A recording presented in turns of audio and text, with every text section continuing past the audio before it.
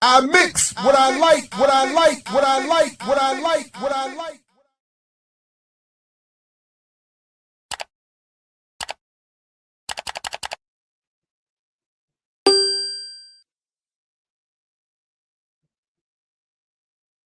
All right, welcome everybody to I Mix What I Like, where we are going to I'm very much looking forward to this discussion. So first of all, welcome everybody. Forgive me, there's no go-go intro, no nothing like that this time. I wanted to honestly, I've been so amped to get to this, and there's a not really a time issue, but a little bit. I don't know. I just wanted to get right to it. It's been too long. Daniel, welcome back. Daniel Tiluk, host of Talking Tactics. Link to which is in the show description, and football expert. Anything else you want to say about yourself before we get started? And welcome back, man. It's good to see you. I started out as a writer. I don't know how I've gotten roped into doing all these podcasts. So I'm more of a talker now than I am a writer, which is a bit of a problem. But yeah, you can find me. I'm sure the links are in the description. But Talking Tactics is the main place, and Blue Sky. I'm a little bit active over there. So okay, right on. Yeah, I have. I'm very much withdrawn from social media these days, but so I don't know exactly how you would want to begin. There's a lot to get I'm to. along for the ride. I'm sure you've got articles and stuff lined up. So I actually don't. I don't have. You know, funnily enough, I don't. I have a list of my issues, and you know, maybe we could pull some things up along the way. But honestly, there's been sort of similar. You know, I've been consuming a lot of the YouTube discussion around what's been going on, and I have not watched as many games up until very recently.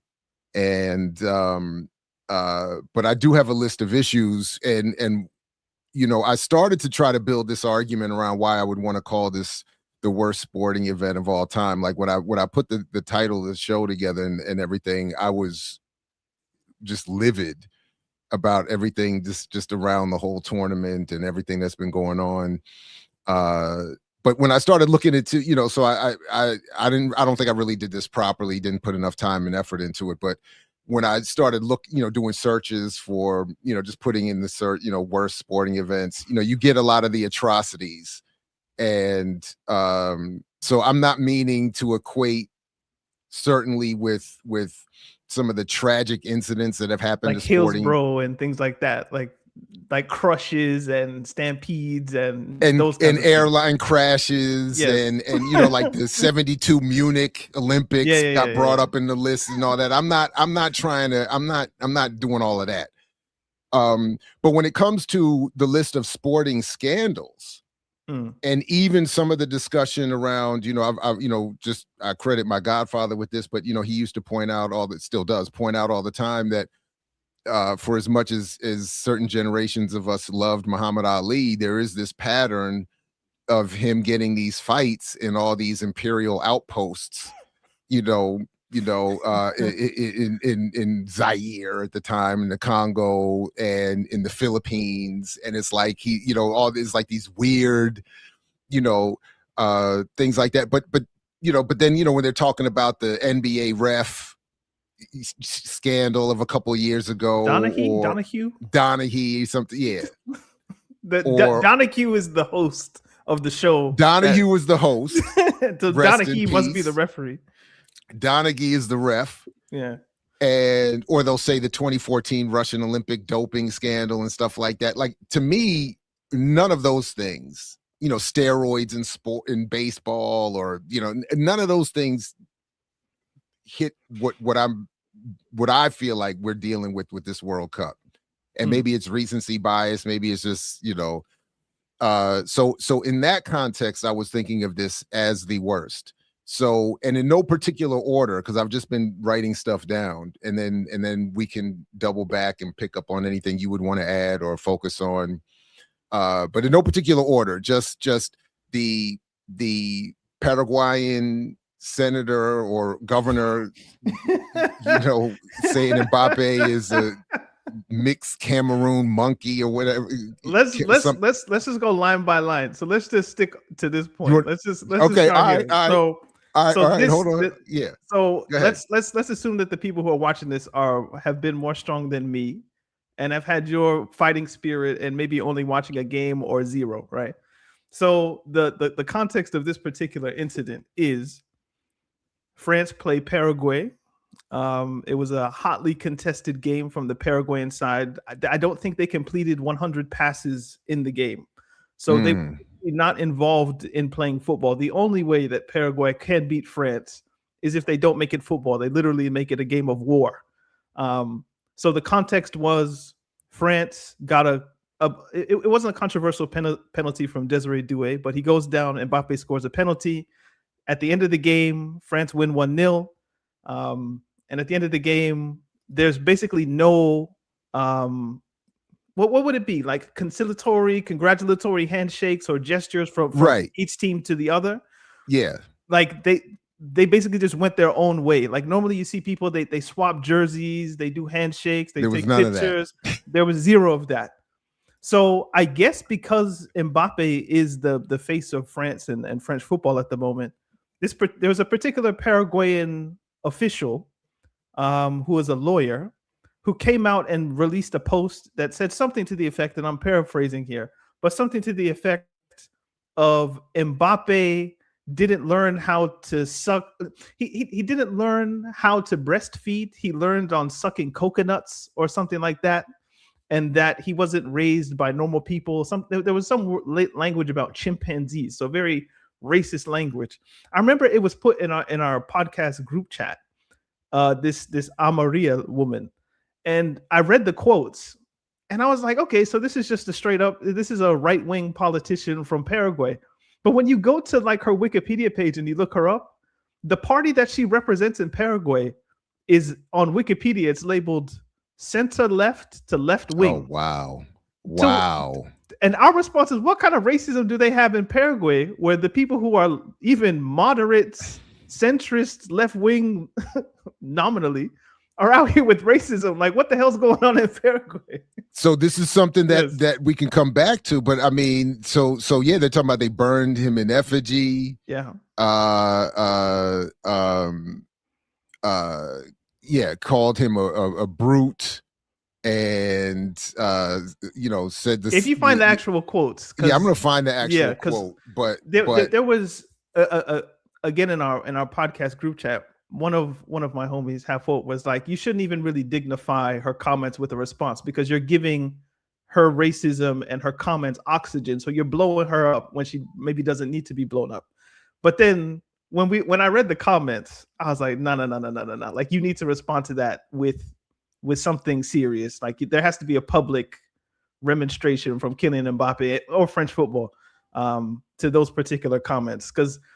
And the maybe the way that I've been trying to understand this one in my mind is, I can almost make sense of the kind of baseline racism of, you're just going to call me the N-word, or you're going to do monkey chants at me and go, ooh, ooh. That's just a very base, bottom line, lowest common denominator. We're going to get to the Argentinians.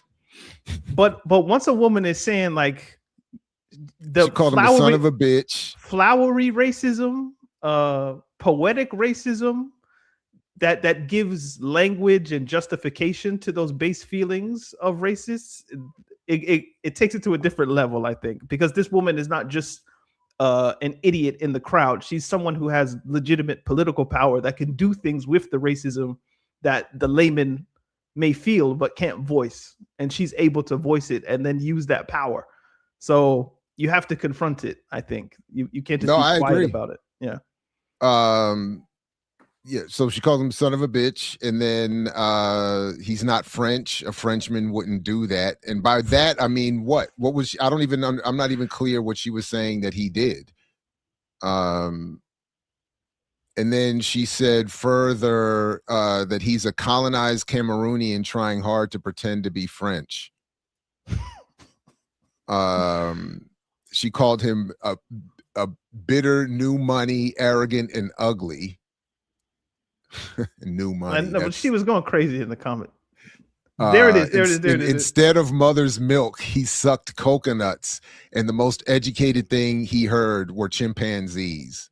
Now that's the poeticness. Like, she's not just calling him an N-word. Like, she's getting her Shakespeare race. Like, she's doing too much.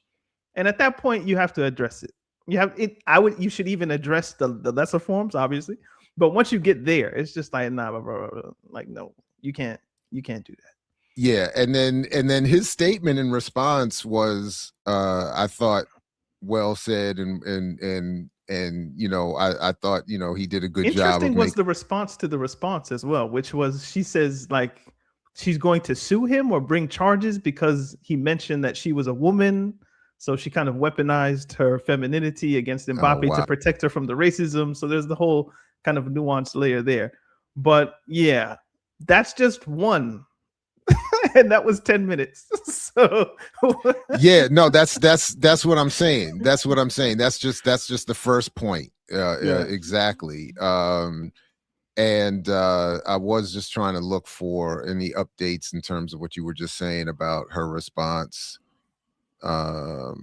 Because the Paraguayan government put out I think, was it the president or somebody put out a response saying that they don't appreciate her and she doesn't represent the and he said as much. Mbappe said as much, that you're dishonoring your own team and who played valiantly, and he but you're a despicable woman. He did call her a despicable woman, which I agree. I think she took that. He's insulting me because I'm a woman now. So I think she took that and is running with that one. But but despicable is more than a fair caricature for what those words were trying to convey. So, and again, as I said, and this is in no particular order. So I have just been scrambling over the last few days, writing stuff down as I've been thinking about things. So the next thing I have here is, I think, in even worse issue, actually, because it's the treatment of the Iranian team and officials. So obviously it's not as bad as genocide in Palestine, bombing of Iran. It's, just setting that aside momentarily. You then invite them, they earn the right to be in the tournament. And then you tell them, more or less, fine, you can get here, but we're going to harass you at every step of the way. As soon as you finish your games in the United States, you got to get on buses and planes and immediately get out of the country and stay in I believe Mexico, and then commute back for your game. So before anything else, in terms of, because I didn't watch any of the games, I don't know how they were officiated, and I don't recall seeing anything in terms of complaints about that. But that alone disadvantages them to the point of making this an unfair competition.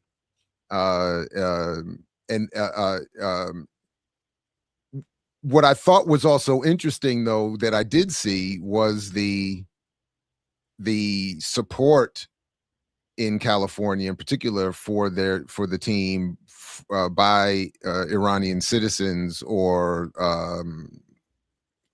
Iranian people in the diaspora. And I thought, in a couple of things that I saw that was moving and impressive, even as I was also thinking, I don't know, maybe you shouldn't go. I don't know, maybe they should stage some other kind of protest, although I might be asking too much. But yeah, that alone to me was how can you, now again, I'm saying this again, going out of order in terms of politics and importance, but so I'm raising this question: how can FIFA and a governing body allow this to go on?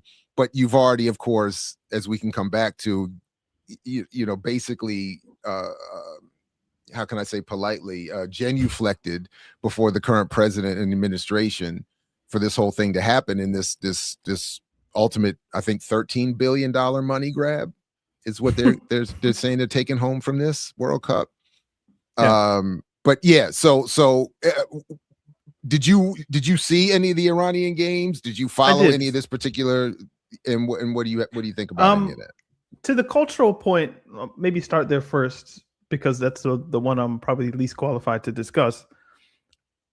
I thought it was interesting, the kind of situation that a lot of the Iranian, certainly the diaspora, that was able to attend the match, because it seems to be, from the outside looking in, obviously, you want to support the team, you want to support the players and where they come from, because maybe they come from places that you come from, but at the same time, you recognize, certainly from a lot of the people in the diaspora who are against the current government that's in Iran, if the team wins, then the government is then able to use that as, Iran is great, our project is good. So there's seems to be a conflict there.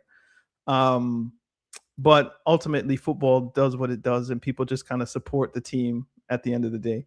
So maybe that's all I'm qualified to speak about it there, because I don't have really any great knowledge of Iran on some deeper level. For the football aspect, I mean, as you say, like, all of their games were in the United States, which creates its own set of trouble just from jump. I mean, the United States is bombing our country. There was even a question mark before the tournament whether they should go or whether they would be allowed to go. And as you say, they rightly earned their place. If it was anywhere else, that question wouldn't have existed, because in terms of Asian football, Iran is one of the teams that has been good over the past 30 years, I would say. So they qualify, maybe not in the best way according to them, but, and then, I mean, the thoughts are coming to me now, because of the conflict that exists. The players, and a lot of them are home-based players now, because the Iranian Football League is able to keep its home talent. They weren't able to play. They were basically playing, I think, 11 aside against each other. They weren't really able to go and play friendlies. The friendlies they were able to play were hosted in Turkey, and they weren't really able to do a proper training in the way that other teams were. Then, and all of that is under the cloud of, are we even going to be able to go? Should we go? All of those different types of questions. Then they get there, and as you say, they fly into the United States to play one of their group games. Then they immediately, like, I think within hours, have to be on a plane outside of the United States, and because they were based in Mexico. That said, there was a stat before the World Cup that the only team previously who had not lost a game and still been eliminated, I believe, was New Zealand. And I want to say 2006 or 2002 or something like that. Obviously, the nature of this particular competition, with its expanded format, there's added groups, so maybe this changes the math a little bit. But Iran are also in that list now. They didn't lose any of their games. They played Belgium, they played Egypt, and ironically, they played New Zealand in the same group. They won all of their games, or they drew all of their games. All of them, yeah. They didn't lose. They had 3 points, but 3 points wasn't enough. Senegal were the only 3-point team that advanced, but they had a positive goal difference. Obviously, if you draw all your games, you don't have a goal difference. Your goal difference is 0. So Iran were eliminated without losing a game, which, I mean, on both sides of the argument, it probably is a net positive, in the sense of, like, if you're a diaspora person who likes the team but doesn't want the regime to be able to use the football and use it as some advance, then you're able to do that. If you're on the reverse side, you could also say, look at all the things that we went through, and we were still able to go to America and get draws. The team didn't disgrace itself in any way. It's not like it was Tunisia or something like that. So that's actually a good point that I caught but didn't note to bring up here, unfortunately, which is that I am disappointed in the political divide in the diaspora, and I was starting to wonder: are we looking diasporas tend to be, or whatever, the worst representation sometimes of a particular place's politic? Which is, but again, I was like, do we have a Miami Cuban situation here? That's what I was. So when I think of the Miami Cubans, when I think of some of the Houstonian Nigerians that I know, or just wherever you go in the diaspora, you tend to find these kind of regressive politics, because these, in large part, are the people. Money. Exactly, they were the people who came from a place of privilege in the home country and were able to then travel, and then in trying to be a part of the American project, they take the worst aspects of what it means to be, if there is any good aspect, they take the worst aspects of what it means to be an American, which is, let's be racist, let's be anti-black, all of those different things that signify to white people that, hey, we will be included. We're eventually. one of the good ones. Exactly. So whenever I see the Iranian diaspora, and a lot of them are anti the government that's existing, it's like, for me, it signals in the same way with Miami and Cubans. It's like, maybe I should be on the other side of those.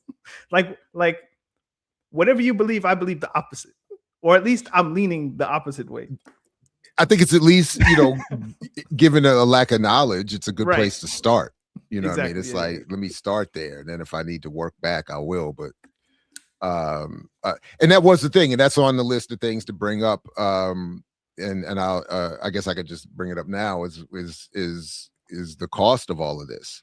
That I have seen reported that they're expecting this to be a $13 billion windfall for FIFA, that this is and that the prices, where I've seen upwards of $15,000-$17,000 a ticket for the final, the regular tickets, because of what was it? What was the fancy phrase they had for it, for the price fluctuation? Dynamic pricing. With all of that, people, initially getting tickets at a certain price and then finding those seats going way up in cost, or people getting or later on finding a ticket that they spent a lot of money on, $1,000 to even $2,000 for the group stages, would drop down at the last minute to just several hundred, because they were struggling to sell tickets and people were getting stuck at these, so there was a lot of that going on. But it was ultimately targeting a lot of the people, to the previous point, that can afford it and would have a certain orientation politically and would bring that kind of energy. Happily, if I'm seeing the reporting correct, the expectations from hotels and tourism and this and that has not met what people have thought would be the case. But the goal was apparently for FIFA to wring as much money out of this World Cup as possible. They don't make this much money at World Cups in other countries and other settings, and they expect to and then their claim, of course, is that, one, we've expanded the countries participating, which, and I will ask you to comment on that part in a second. Is this more what I think about Infantino trying to protect himself and make a colonial expansion than anything else? And then they claim, of course, that FIFA will use this money to fund programs and parks and training, and they're talking even about Israeli-Palestinian friendly after the World Cup of some, and of course they're on Team Trump with rebuilding. The language of a friendly in that context is quite grotesque, isn't it? And all of it is, I mean, but that's exhibition would be like maybe a little bit more palatable if it even is. But like the language of friendly. Maybe I called it friendly inappropriately, but they no. I'm not sure what they're calling it. Either way, it's gross. Yeah. And then because they're also talking about participating with Trump in this rebuild of Gaza, right. and creating some fantasy world. But the reality is, it's just this disgusting money grab. It's not benefiting, anybody in real time. So I'll just stop there for a second. Go ahead. So to the ticket thing, I think all of the tickets were probably sold, because it's very interesting when they show like the big board in the screen, and you can sometimes hear the announcer say, "Hey, we have an attendance of 77,000." Sure. They're going by the tickets that were sold. I don't think they're like there's someone actually counting at the gate 77,000 people are in the stadium, because some of the seats are empty. Correct. So where there's no way that the stadium is full, but yet you're saying it's at full capacity, which Well, signals part to of the me, problem was that Ticketmaster and whoever, like they would, and FIFA actually bought up all the tickets and were using their own Right. resale market to sell them. So it's like exactly. It's shady shit. I wasn't going to get to that exact point, but it's similar in the sense that like there are people who have those tickets in reserve that were hoping that, hey, maybe this ticket, instead of it being at the retail price, maybe by the time we get to this game, it'll be worth 1.5, 2, 3, 4, 5 times the amount. They didn't find a buyer, so the seat is empty. The atmosphere is less inside of the stadium, but FIFA are then able to say, hey, the seat was sold, either because they bought it or someone else has it.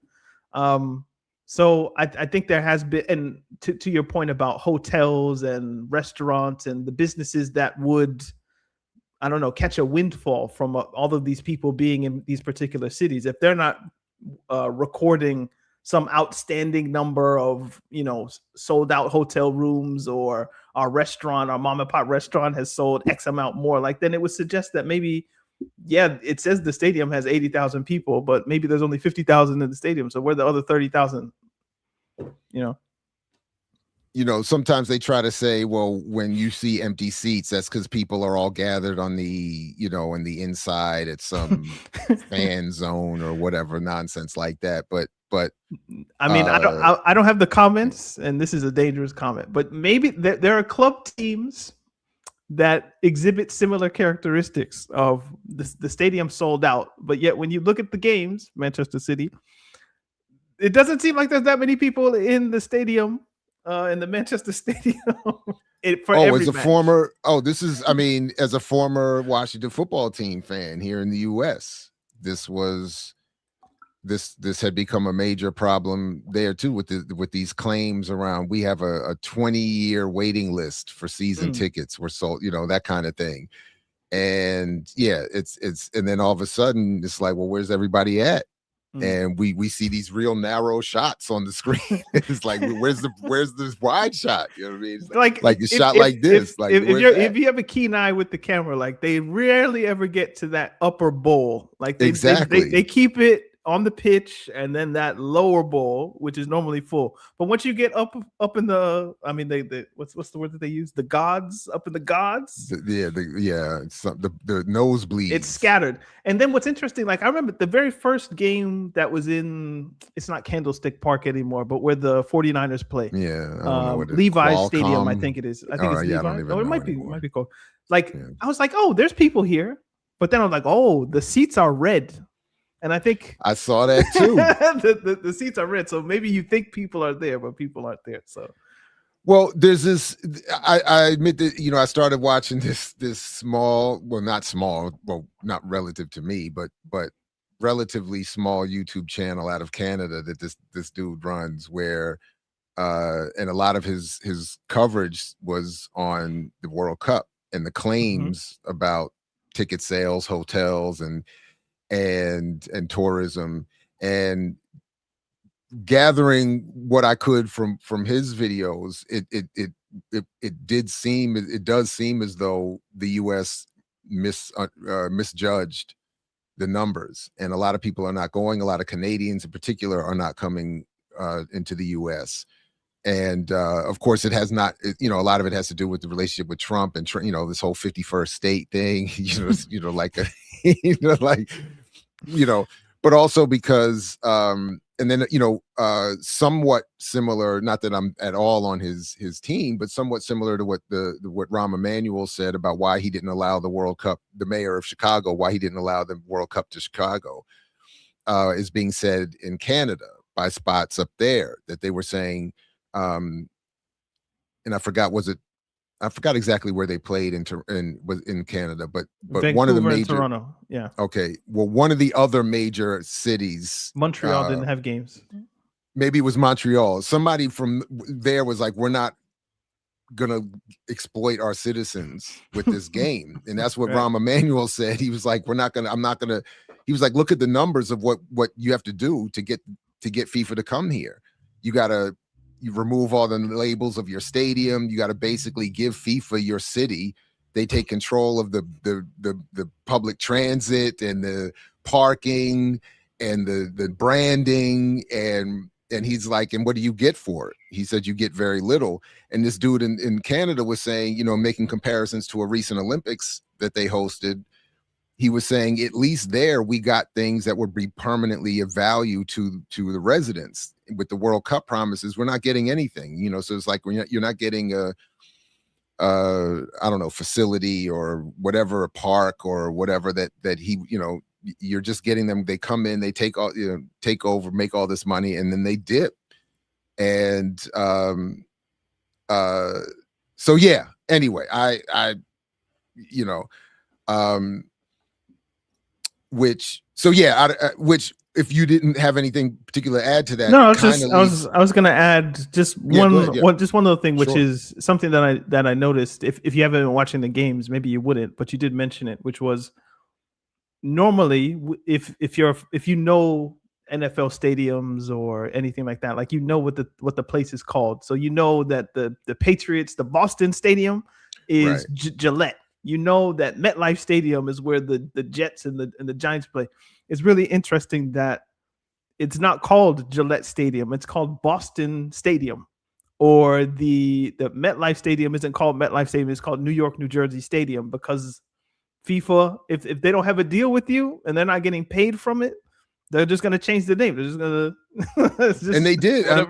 So again, I haven't been watching the games, but I have been watching a lot of the coverage and YouTube, and, you know, so I've seen the video footage of, you know, they show you like FIFA tells you, you got to go up on the stadium and take the stuff down.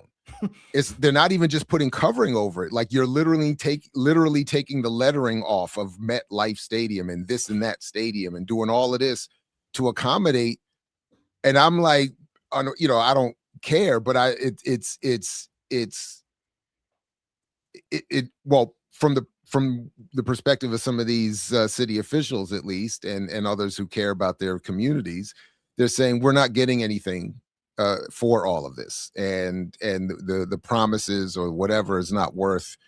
So I just thought that was interesting. And then for me, you know, I'll just bring this one up next, is that no, I'm going to come back to that, because that was a little bit. I'm going to savor that a little bit, because you know, a lot of what was being promised was that this was going to be a sort of even a coming out party for the U.S. men's national team, and so I want to savor for that moment because I have been just oh my goodness, eating at the buffet of all the tears. Oh my God. The crashing out is just, I mean, it's just ongoing. My YouTube feed is ruined. I don't know how long it's going to take to correct itself, but it's just page after page. Do you ever just go through and reset it? Just like when, you know, your search history and watch history, you just hit reset? No, it starts you over with Mr. Beast and Bluey and all of the things. No. And then that's a full reset. No, but honestly, it doesn't really take that long for the algorithm to catch up. So once I just start getting back into some of my regular routine, everything will soon start to repopulate. But at the moment, when I open up YouTube, it is just page after page of tears and crashing out and USA fan draped, you know, tear. I'm loving every minute of it. I've never watched so much of this stuff in my life. But I'll come back to that, because the other thing that was of some concern, and I thought a major issue, was the Omar Artan Somali ref. Omar Artan is the Somali ref that they said can't come into the country and referee. That was the other thing. I was like, I know I lost a thought.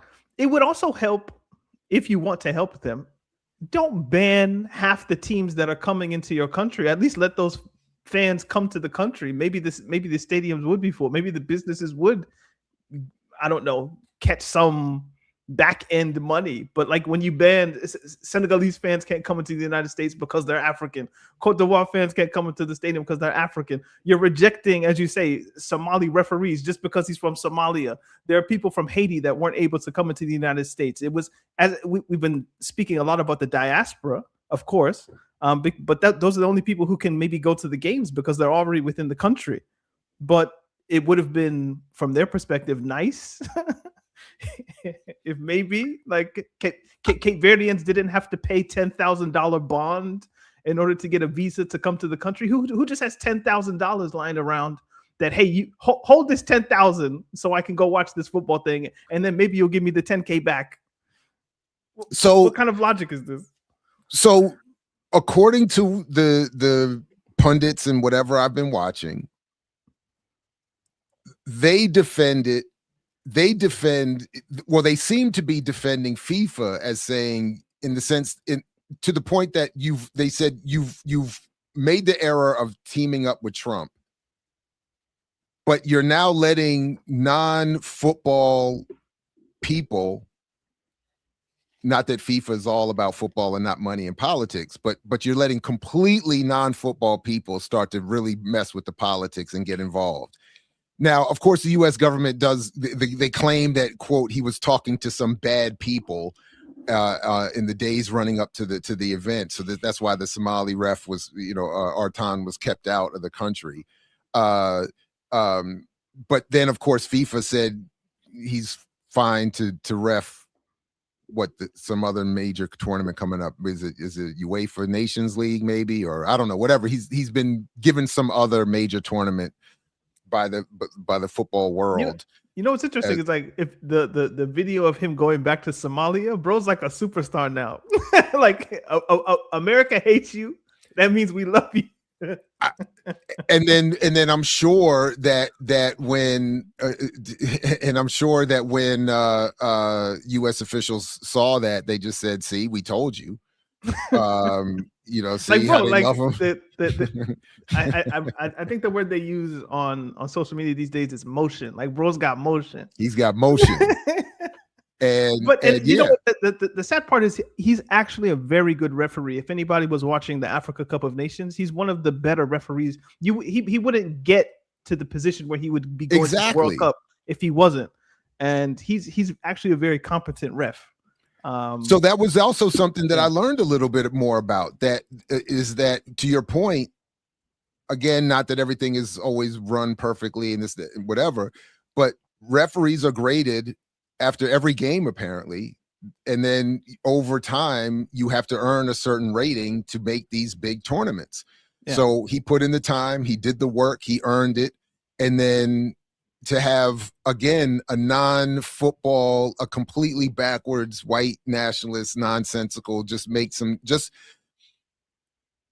and what I felt like was happening, and then we can sort of fold this in, because another point I did want to raise is Haiti and how the African teams in the diaspora have fared and all this. Because by the way, the four, what I'm adding also to sort of my corruption or my condemnation of this World Cup is that allegedly, for the first time in modern history, maybe ever, the top 4 rated nations are in the Final Four. And they got an all-European final. They got the all-white Argentinian team as one of the 4. You said it right. And then it's an all-European. All-European. A lot of Africans there, but it's still all-European final. Yes. We'll come back to that too. But it felt like, in league with what we will come back to as well, this whole scandal with the red card in the US and all of that, like all of these things are just being done to mess with all of these teams. So whether it's the Somali ref, it's the treatment of the diasporan Africans, it's the Iranians having to go this back and forth. And when I come back to the red card piece, like, I really like this disturbing, sick twist of a diasporan African birthright citizen becoming the focal point of the whole thing. It's just like, I'm like, all so that you can try to get the U.S. a leg up, all so you could try to get the into another round at least for the U.S. and then you end up with this all European final where, to your point about Iran, to where I think we'll end up talking at least a little bit about Cabo Verde and even Senegal and their game with Argentina, like things from what I read, at least, and Egypt and Argentina, what I saw about that game and what I've seen from the Egyptian folks, and for now at least we'll table the whole African north and south of the Sahara argument.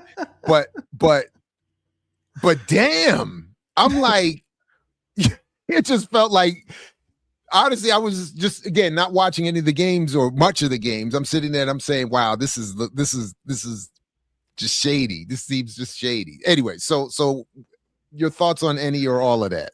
Well, I'll just add one thing, which was before the tournament started. I think one of the interesting aspects that this tournament that we knew before going in was the top 4 rated teams in the FIFA rankings would not be able to play each other until the semifinals. So they mapped it out within their algorithm, like where team A, like the winner of Group A, the winner of Group B, second place, third place, like all of those different permutations. I think if you go on Wikipedia, there's like FIFA had 1,000 or so different brackets that could have been used, just based on all of the permutations of the 48 teams. But one at least 4 permutations that couldn't happen were France, Spain, England, and Argentina playing each other before this particular round. Right. So, and that hadn't existed before. Like there was a level of spontaneity, I suppose, in previous group stages that wouldn't have maybe led to this particular result. But because this was the result that they wanted, they safeguarded those teams from playing each other in previous rounds, which necessarily affects the bracket. So that's the only piece that I would add, that FIFA wanted this result, and it just so happened that all 4 of those teams won the games that they needed to win in order to get where they got.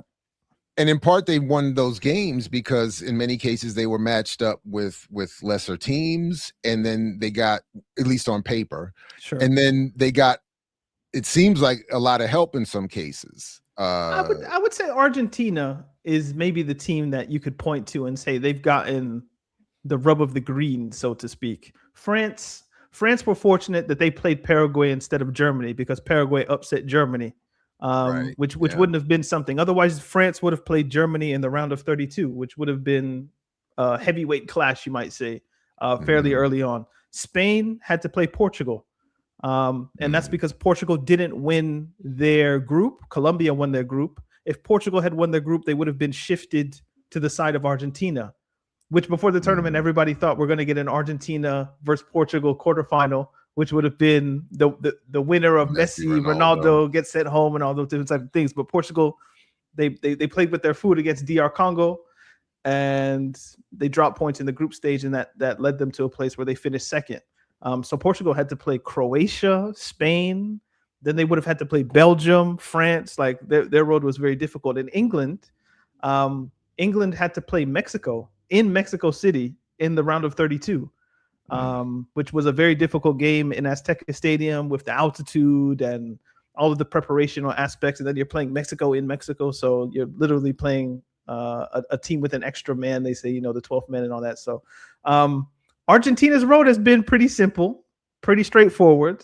And they've made difficult work of it in terms of Cape Verde 3-2, Egypt 3-2, even Switzerland. Did you see the Egypt game, man? I did. Is it as bad as am I tripping? Because I'm all team Egypt. Like the coach came out.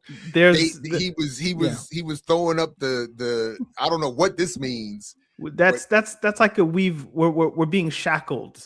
And it's that kind of it's a very Italian football. There's a famous picture of Jose Mourinho going like this. It means we've been chained effectively. I thought he was saying I'm this result is X'd there's out. There's that interpretation as well, but it's more or less we're being restricted. In terms of my understanding of it, they were up 2-0 with like 78, 79 minutes on the clock. You just hold on to the lead, bro. Like that's the footballing aspect inside of me that doesn't really want to get into the whole conspiratorial aspects. Okay. There was the first goal, or the only goal that Egypt had disallowed, I thought was, if you go by the letter of the law, was it a foul on Lisandro Martinez in the corner? Did it affect the play that eventually Egypt scored the first iteration of their 2-0 lead? I wouldn't have ruled that out. Spirit of the law, letter of the law, that whole thing. Referees are obviously going to follow the letter of the law. Was it the right call? Yes. Was it satisfactory from my perspective anyway? No. But Egypt then, I want to say 6, 7, 8, 9 minutes later, go ahead and score. So they get their 2-0. And they just weren't able to hang on. I think they just thought that we're going to be defensive. We're going to soak up the pressure. But that then allows Argentina a little bit more time on the ball. You're letting Messi just to be Messi. And Messi's having one of the best tournaments I think that's ever been had by a player at the World Cup. Certainly for somebody who's not that last game, years old. Because I did see the last game.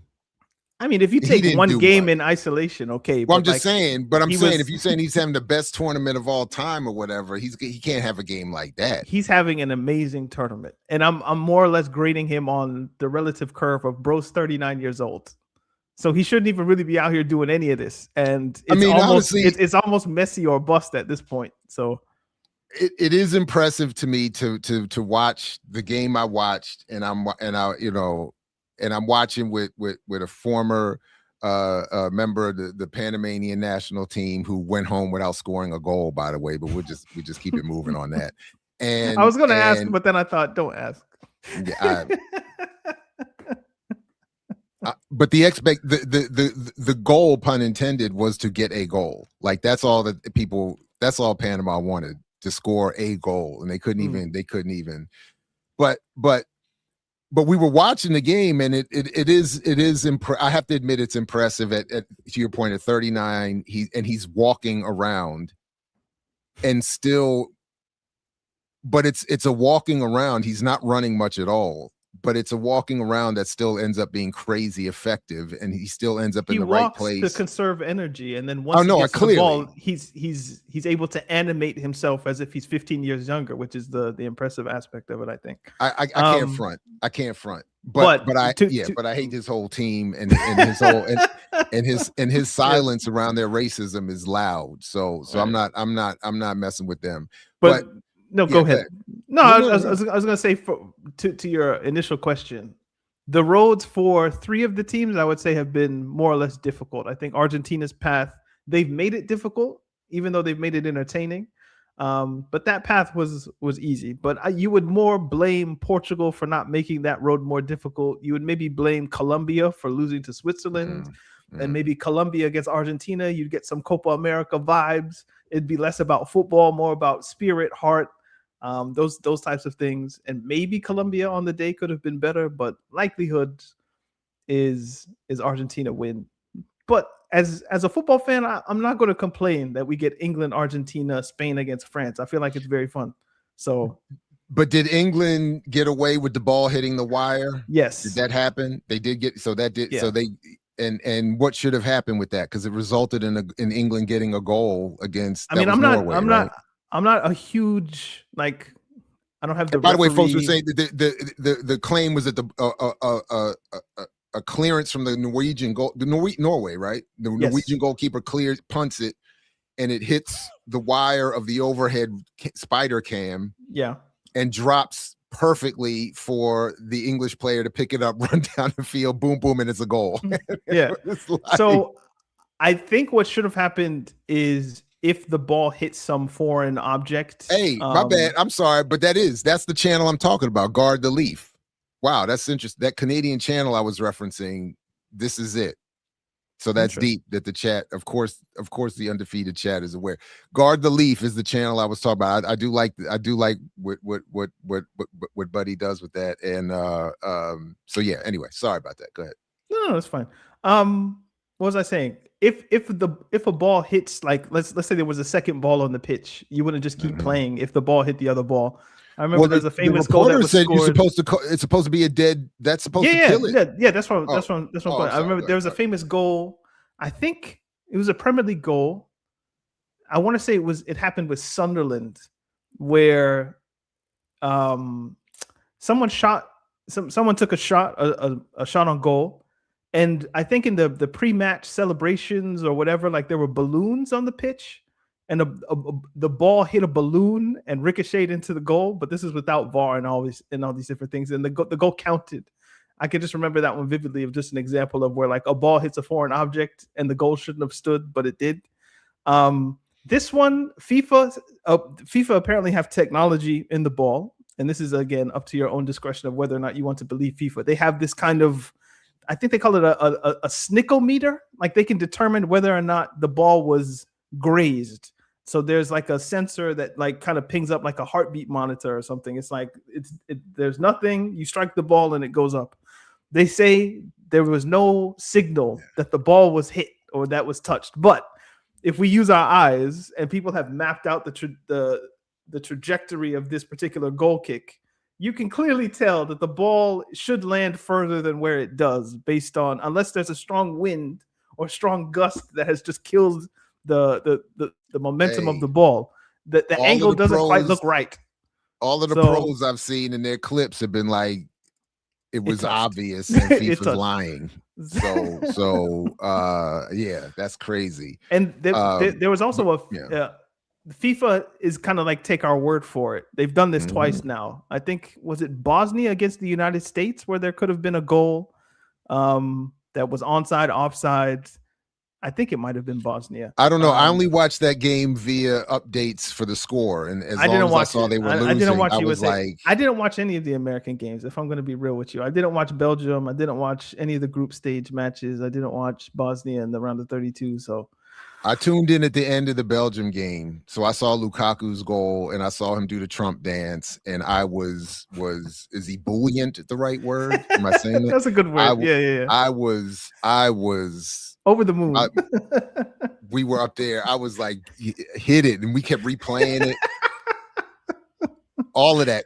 The way he talks to the fans as soon as he scores, he's pointing right at the fans, and he's like, I was like, and then they hit the Trump there. I was like, yes, Lukaku, do it, son.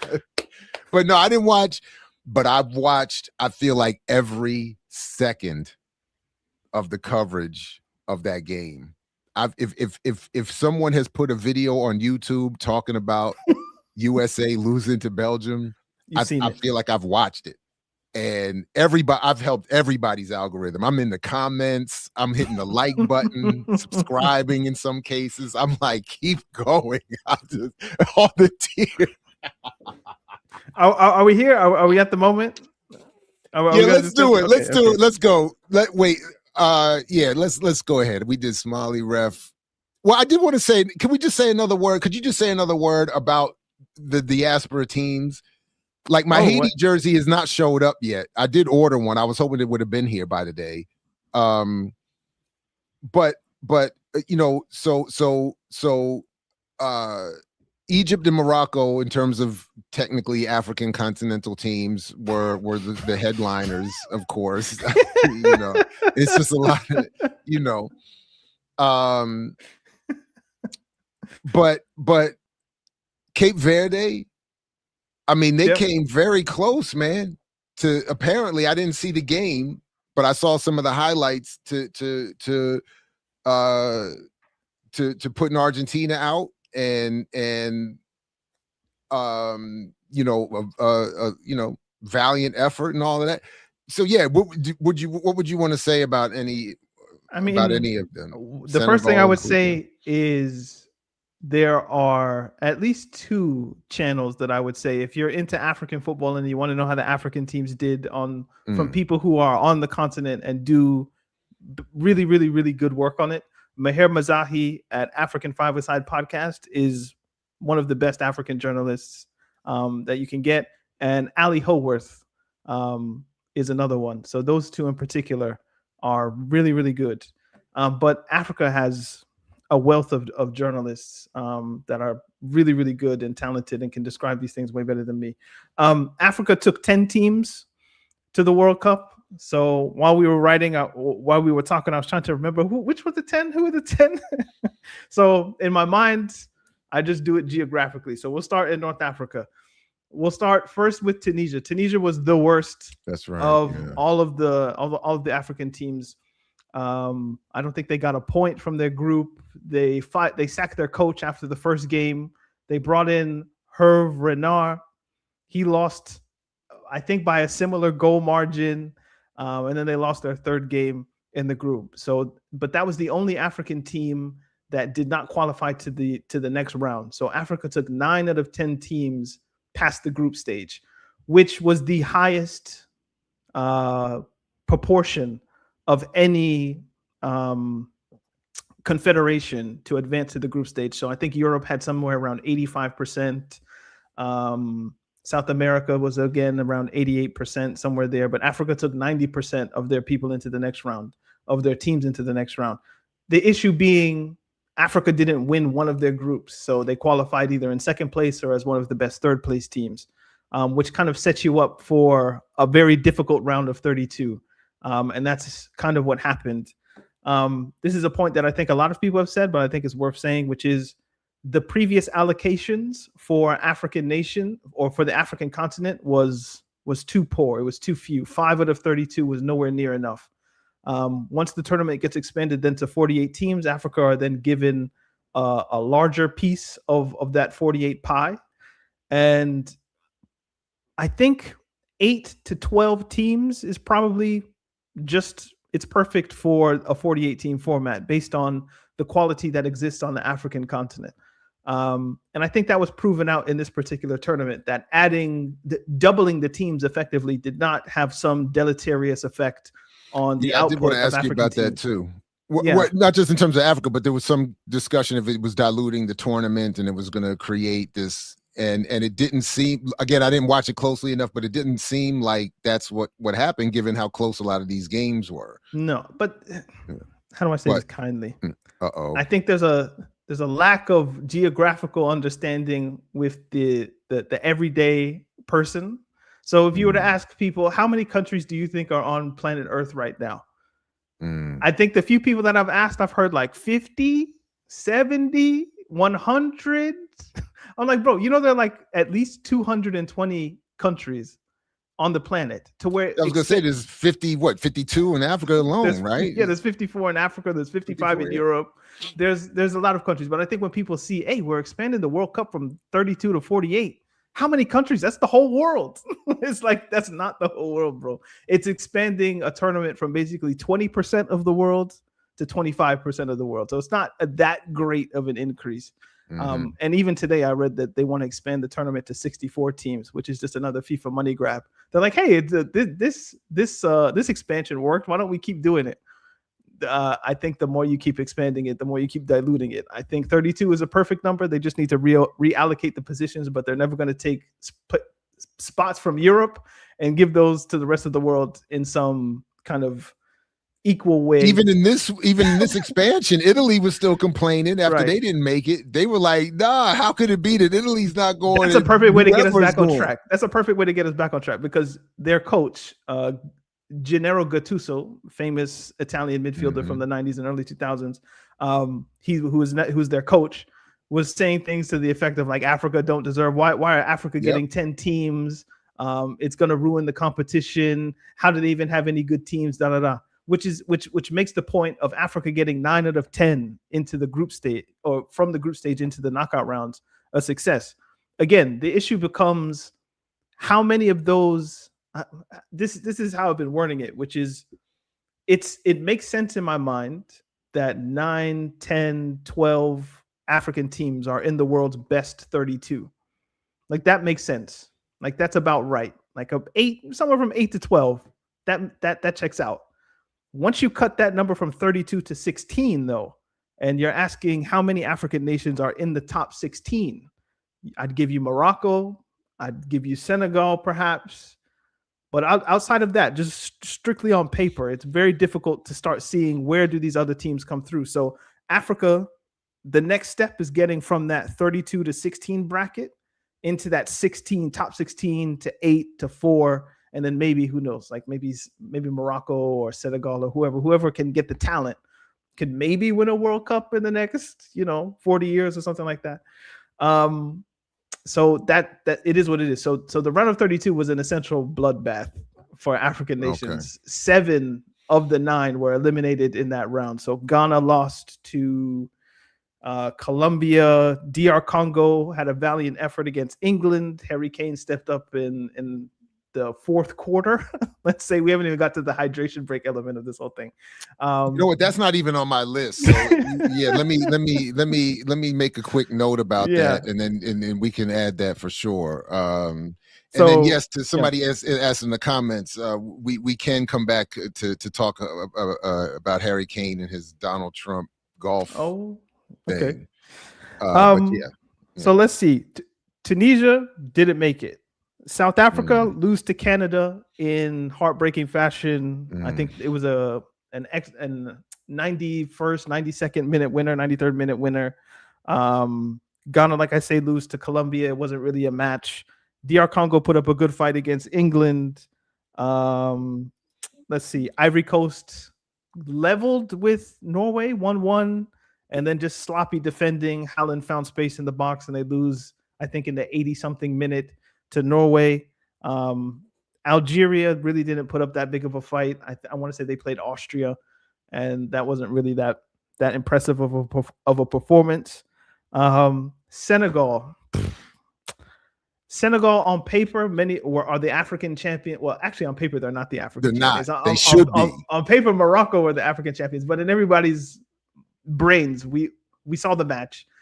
They were the African champions. They beat Morocco in the Africa Cup of Nations in January, or was it late February, early February? Either way, early in the year.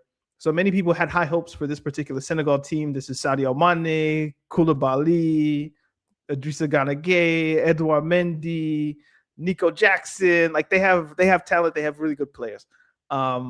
But the tournament just didn't go great for them. They were put in a group with France and Norway as their first two matches, which they lost. They had to beat Iraq by a big number in order to qualify as the best 3-point third place team. And they beat Iraq 5-0, the biggest win for an African nation in the competition's history. That got them into a game with Belgium. They were up 2-0 with Belgium with, I think, 86 minutes or so left. They were so close, and they concede 2 goals in quick succession, and the game goes to an extra 30 minutes at 2-2.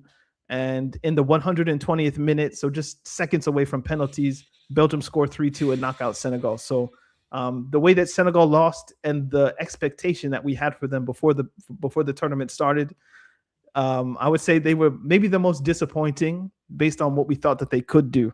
On the flip side, a team that people didn't expect much from, that you've mentioned at least 2 or 3 times now, is Cape Verde. The smallest nation, I think, by population that's ever qualified for the World Cup. I think they have 50,000 or 500,000, people on their combination of islands.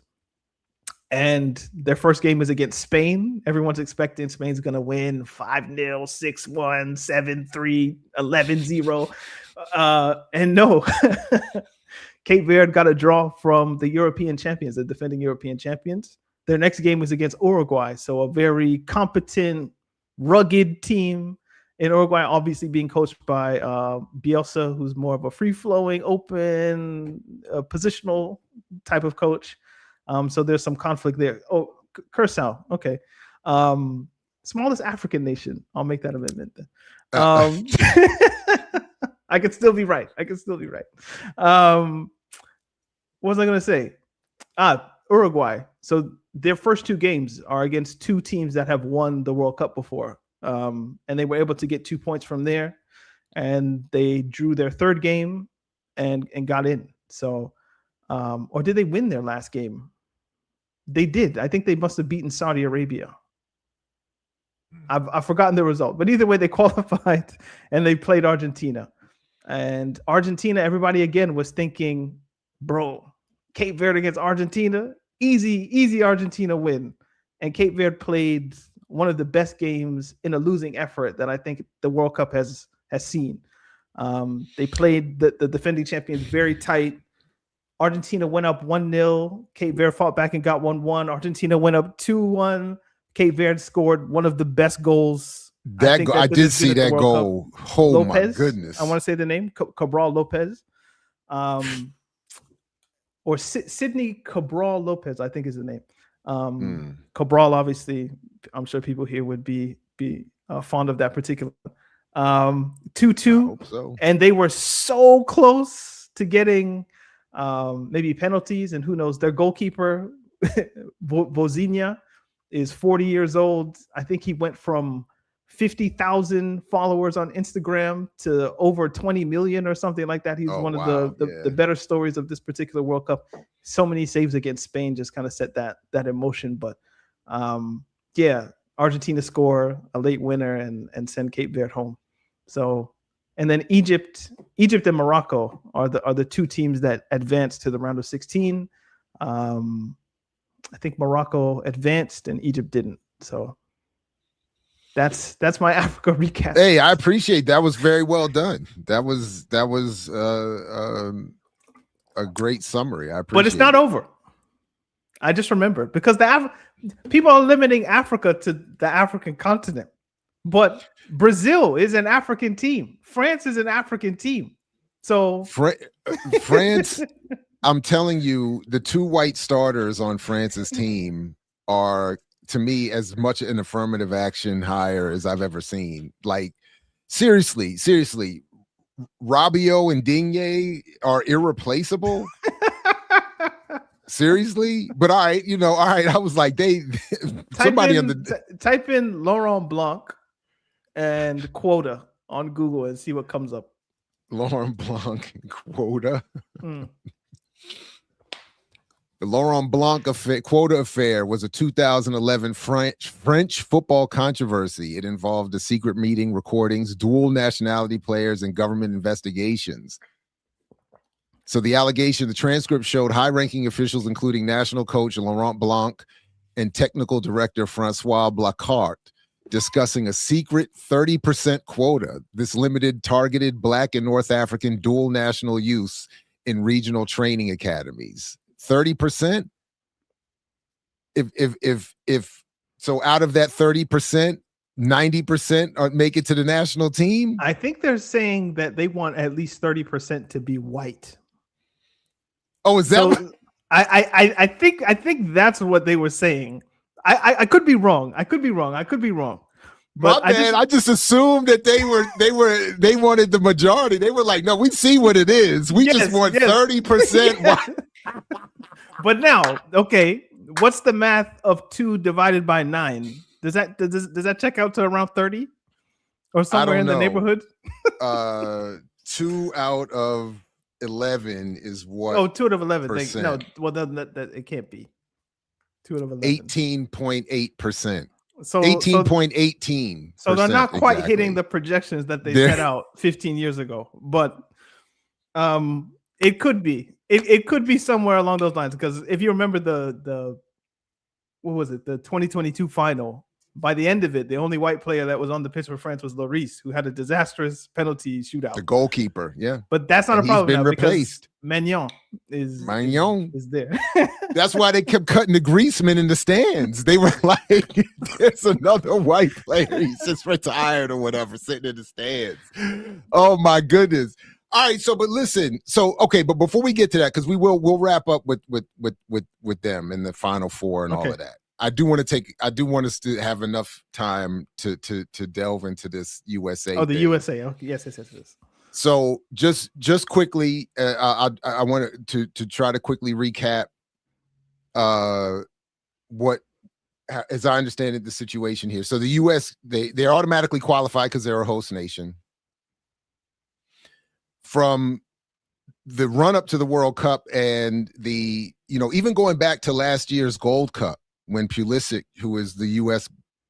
allegedly their best player, said, I'm not playing in this tournament because I need to rest to be ready for the World Cup.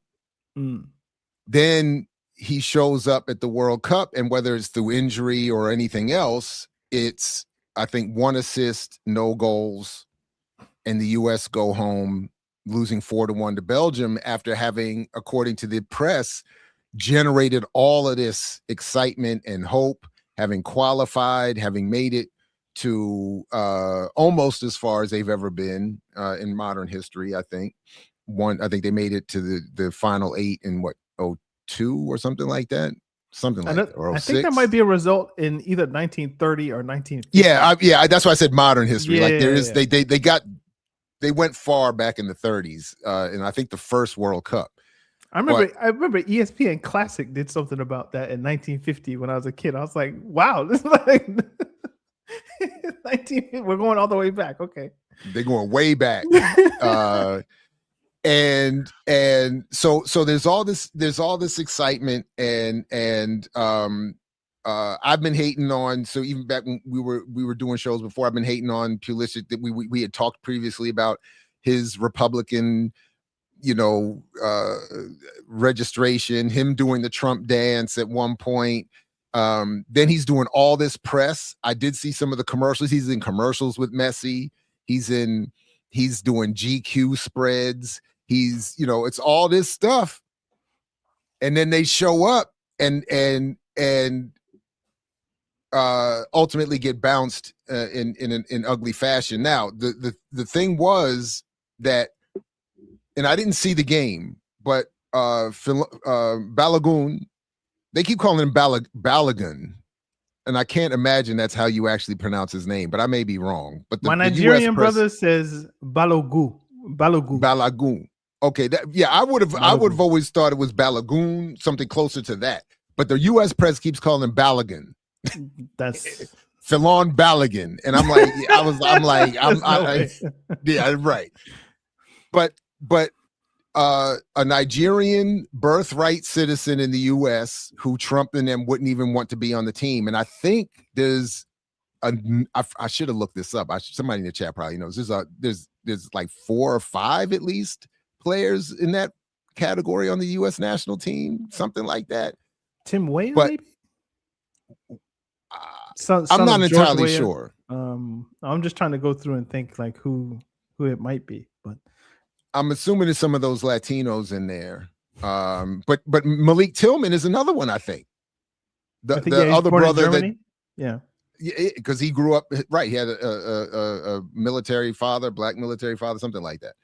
Grew up in Germany and had, according to the press, he's the only one. He and Balogun are the only ones that improved their stock during the tournament, according to the press I've been seeing. I don't know again, but but the situation was he apparently Balogun, who and some of the context that I think is important is that the U.S. has been looking for a striker for years. They have not had one, and then he finally asserts himself as somebody who looks like he can do the job and hold on to it.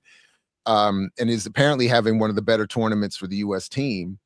And he gets a controversial red card. You said you didn't watch the game. I didn't watch it either. But from the press discussion, I've seen the red card he got where it was deserved. In some of the discussion seems to be that it was a fair call, even though he didn't intend to hurt the player.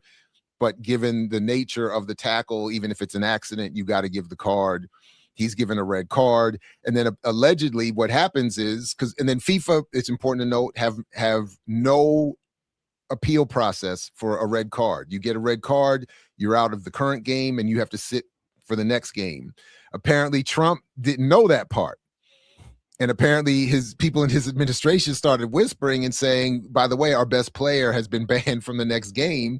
Trump proudly goes on national television and says, I called Infantino, the head of FIFA, and basically said, can we do something about this? A magical board is convened. They overturn the red card. Balogun is allowed to play.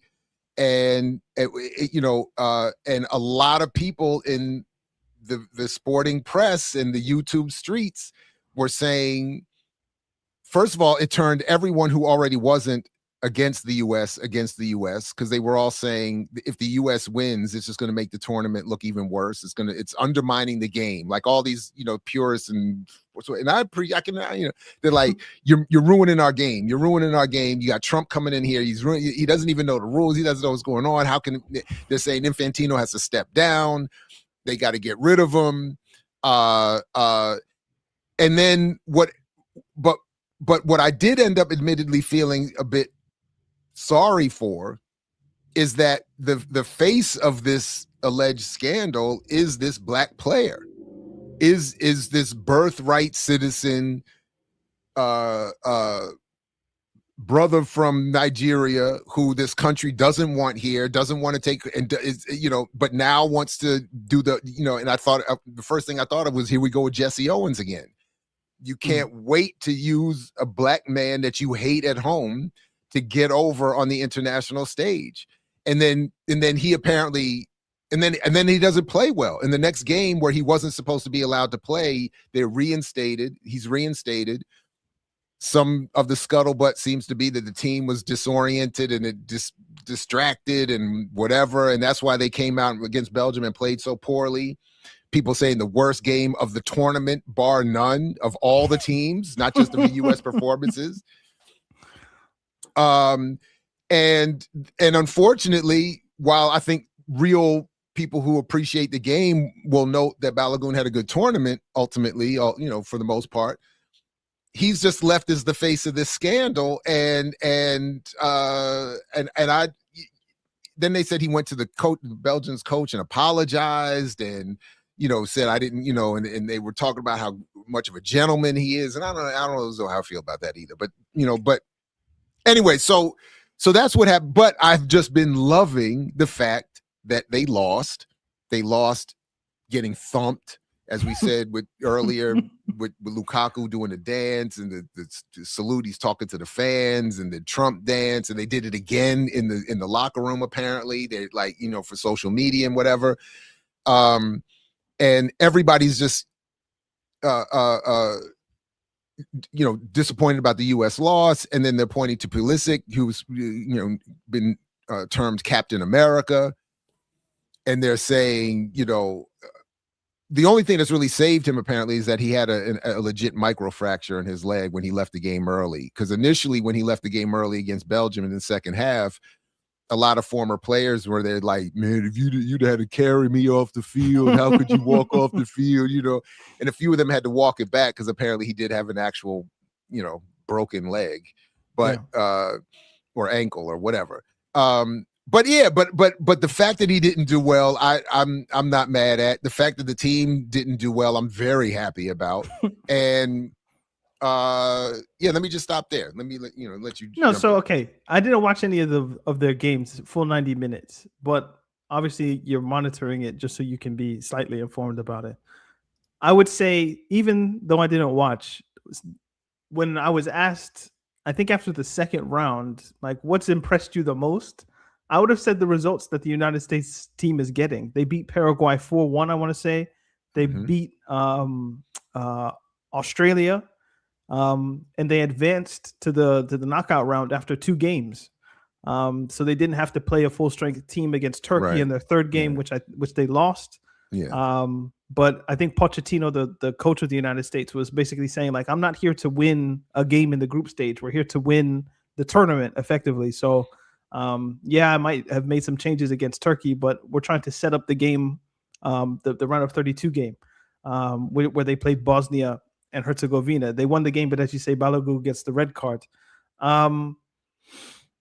The Belgium game was always going to be tricky. I think the United States has this tendency that, like, people don't care unless they start winning, and then once they start winning or exceeding expectation, whatever those expectations, because let's be honest, the expectations for the United States men's national team is on the floor.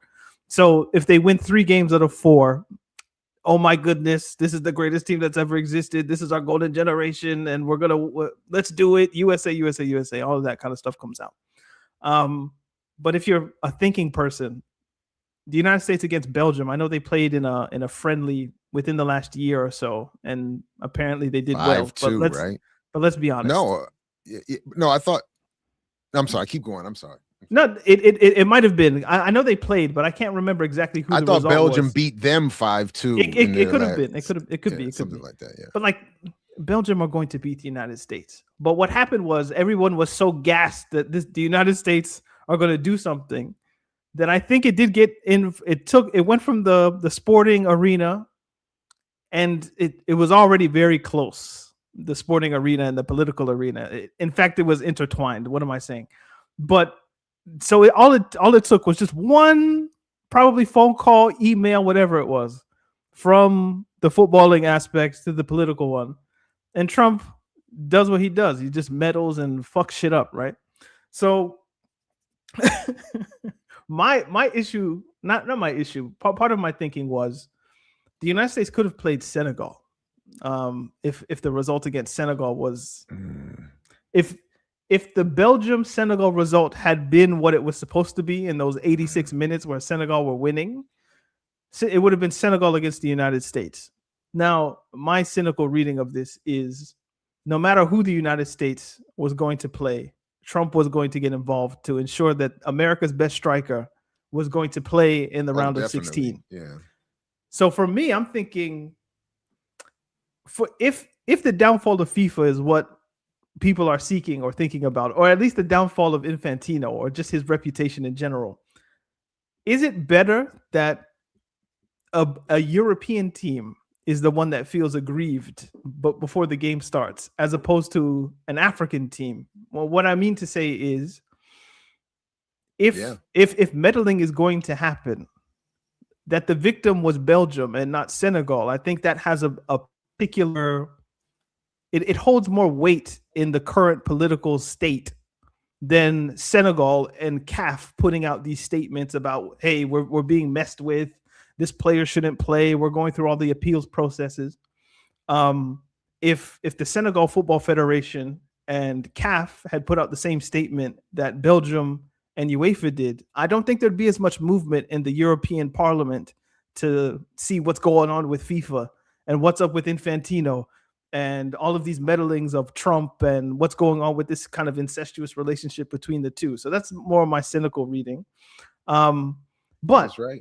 But as you say, it's good that Belgium won, but I think, we were talking about the tickets and all of these different types of things. Like you could rightly and justly and probably correctly point out all of the kind of financial scandal and all of these different types of things that would put you in a position, and the giving a peace prize to Donald Trump while he's bombing Nigeria and Iran and supporting genocide and ICE and all even domestic issues. If you just want to, not that they're excluded or separate, everything is intertwined in that sense, but there's domestic issues, there's foreign policy issues, there's all of that.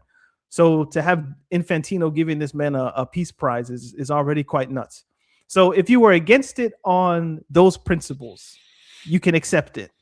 What the footballing world was just kind of hoping that you just swallow it. You swallow those things, and you're at least the football will be sacrosanct. It will be sacred. At least FIFA won't fuck with the football. But they've messed with the football. They've messed with hydration breaks. They've messed with the ball hitting a cable. They did it or didn't. Was it onside or offside with the flick?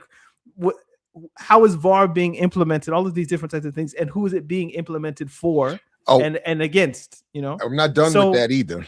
I got you. So if you wanted to complain about the tournament on political grounds, on economic grounds, on social grounds, you'd be more than secure on that in that footing. But if you're talking about it on footballing grounds, you were hoping that at least they wouldn't do anything that would put in jeopardy the viability of the results.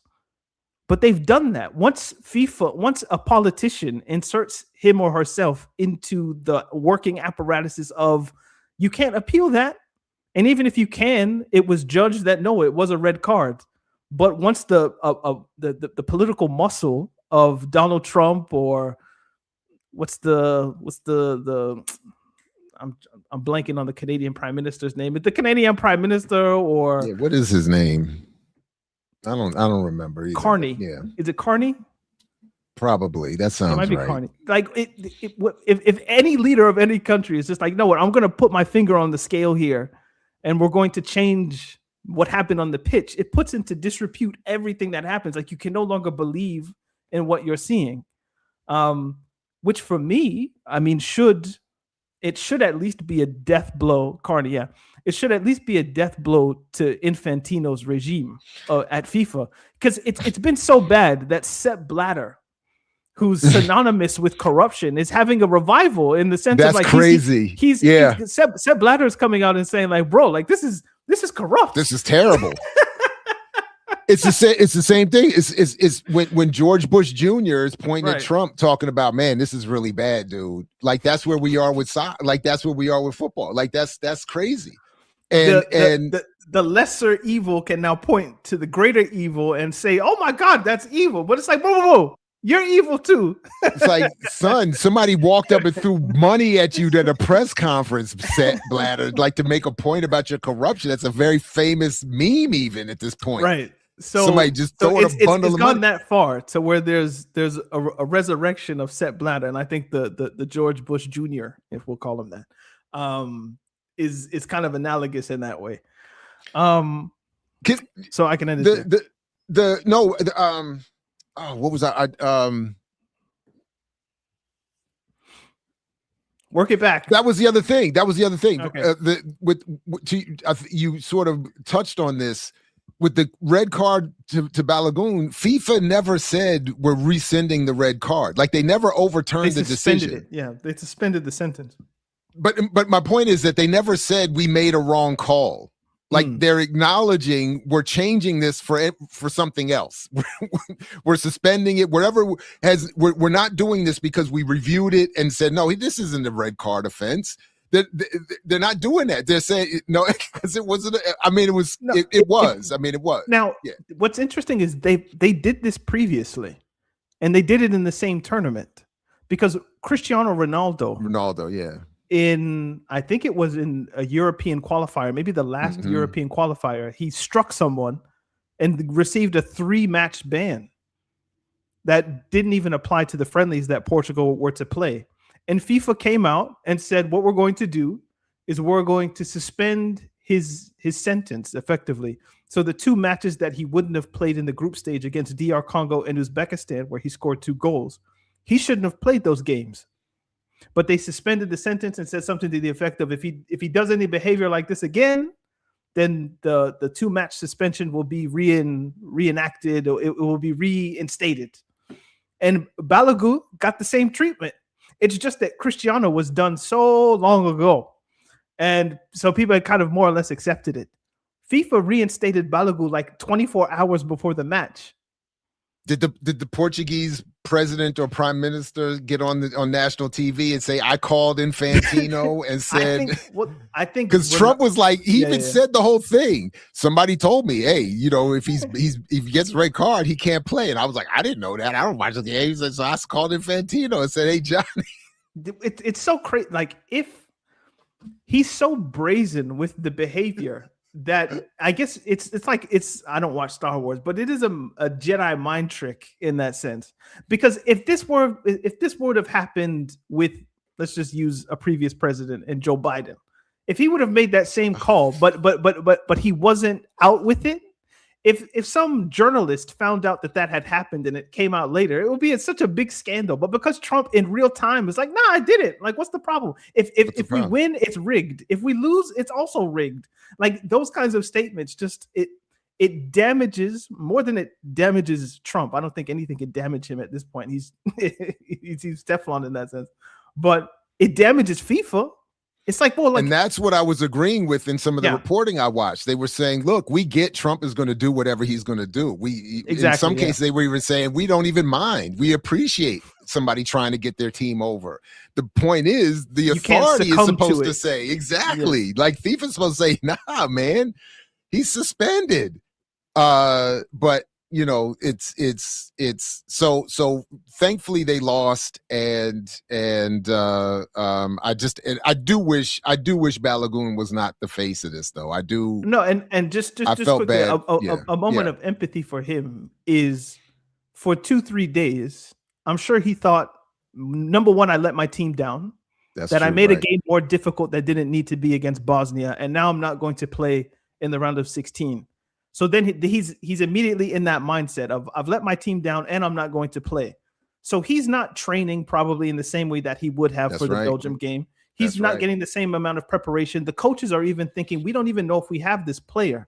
So they're moving on to the next solution, which is why I don't think he started against Belgium. He came off the bench because he wasn't in their preparation. So then he was forced into a game that he didn't play well in.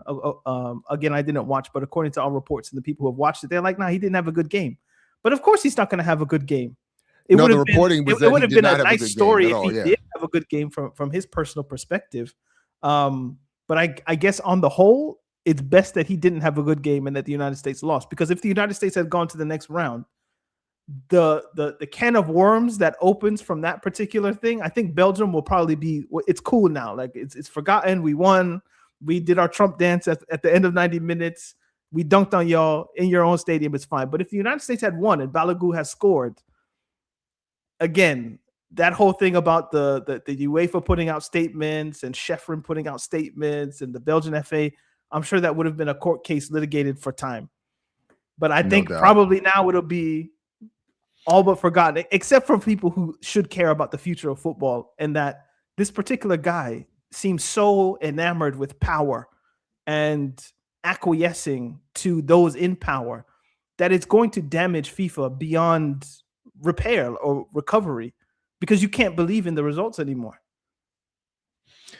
I do also, by the way, want to throw in that even though at a personal individual level, I can feel sympathy for him, and even as a once upon a time goalkeeper, I can feel really bad for him. But the U.S. goalkeeper giving up a goal like that one error that he made, as an anti-US fan, it was just beautiful to watch. Because it was just a colossal mistake that reporting are right to say you wouldn't see even at rec league, even high school goalkeepers don't make mistakes like that in like good ones, so it was colossal mistake. But I admit, you're doing it in front of 30, 40 million people. And it's like more than that, bro. Well, I'm sorry, 30, 40 million Americans. That was the viewing audience for Americans. Sorry. Because that's what the number they kept reporting, because they kept saying we've wasted this opportunity to spread and grow the game in the United States. And that was the goal of the World Cup. And it was, which led to these other routine discussions around pay for play, and why the US doesn't have good players.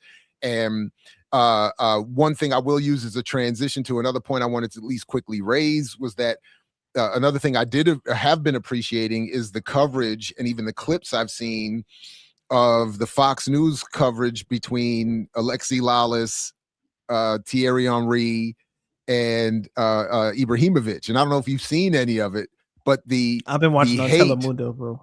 No, me too. But the clips, and in fact, I saw a story, because we have, when it's been on at all, it's been Telemundo. Yeah. And apparently they've gotten 20% of the English-speaking audience that Fox was expecting have been tuning into Telemundo. Even if they don't understand the language, they feel the coverage is better. And during hydration breaks, they don't go to full coverage. Yeah, they don't do commercial. Exactly. That's my main point. It's just like, I can do a hydration break. I've even used a hydration break to go to the bathroom, but at least I know there's not a commercial on this thing. So now the hydration breaks were claimed to be for heat. But they're doing them even when it's like regular warmth. And it's obvious a U.S. intervention. But go ahead. Yeah. No, I was just gonna say, Ghana played Panama in Toronto. It was raining. It was 66 degrees outside. Ghana and Panama, I don't think Ghana's on the equator. Panama is definitely on the equator. These are players that are accustomed to hot weather. 66 degrees Fahrenheit is not killing anybody. Yet 66 degrees in the water. Panamanians are probably in long. They probably had their hoodies and their thermal underwear on. They were probably like, "What is going on?" And this might have been like the second group match, I think.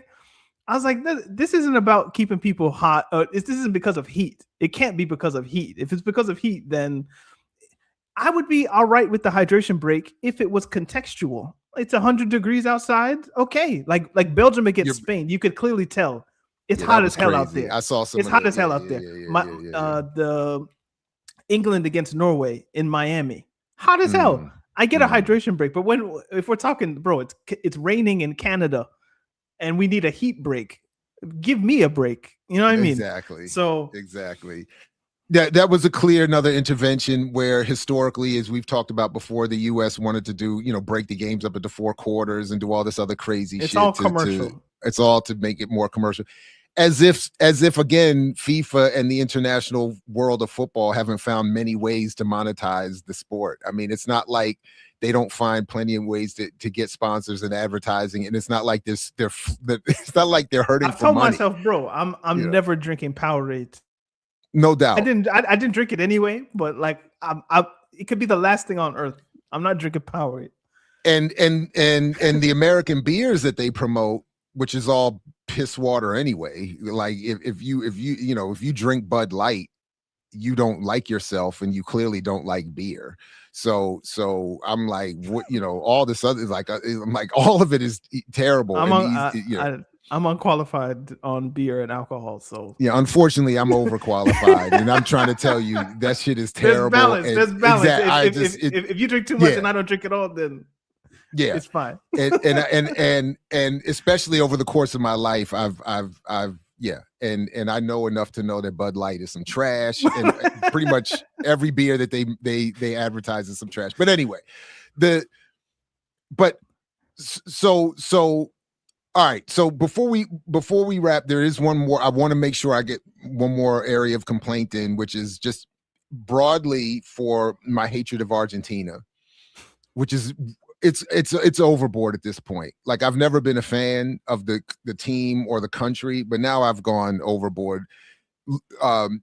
Being reminded of and refreshing my understanding of the bloqueamiento policy, the fact that as was recently reported, that policy has resulted in the fact that Argentina today in 2026 has a 0.04% black population. They are the whitest country they're the whitest country outside of Europe.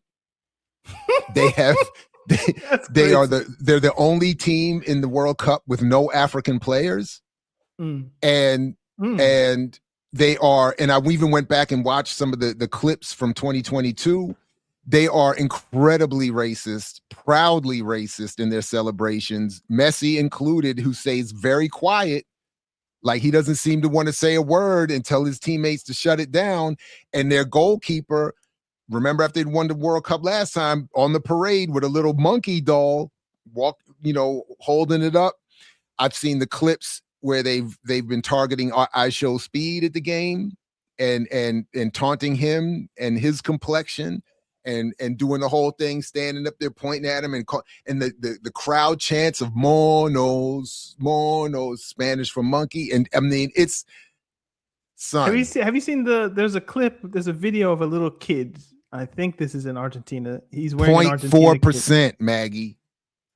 You know what? I put a pin in that one, because I'm skeptical of those numbers. For look it up. I mean, I'm happy to be checked on it, but I saw the thing myself. But please, no. We'll get there. But go ahead. No, there's a clip of a little kid in Argentina, and there's a monkey that's running across like his backyard along the fences, and the little kid is like, Vinicius. Wow. And it's not AI. Wow. It's like a genuine video about the kid pointing to the monkey and saying Vinicius. So my podcast partner Half Hope did a podcast with two Argentinians, and it's a very interesting podcast about just kind of is Argentinian society racist from the perspective of people in Argentina. One person was like, for sure, yes, we have a problem with it. The other one was like, it's a problem in a sense, but it's not really a problem. And his logic was, Argentinians are just ignorant and they use racism to make fun, but they're not saying it in some derogatory way, which the response is, it doesn't matter if the intent behind it is not racist, you are being racist. So I would encourage people to maybe go watch that if they're curious about the Argentinian perspective. To the 0.4 part. I have to agree with my Yipper wants to deny that they're my cousin, but clearly I agree with my cousin. Oh no, of course it's bullshit. Of course it's nonsense. But that's how they justify their racism, is by saying I don't care that you're black. I'm just making fun of you. It's just a way of making which fun to of me you. is ridiculous. Yeah. Well, I mean, after 100, I didn't even think of the next thing to say to that because it's so stupid. But after 150 years of official policy of removing African people from the population, it seems to make sense that it would be easy for them to reach this conclusion because so few of them encounter Black people. There's no African population within the country to push back on the point that you're being racist, so it's allowed to fester and grow.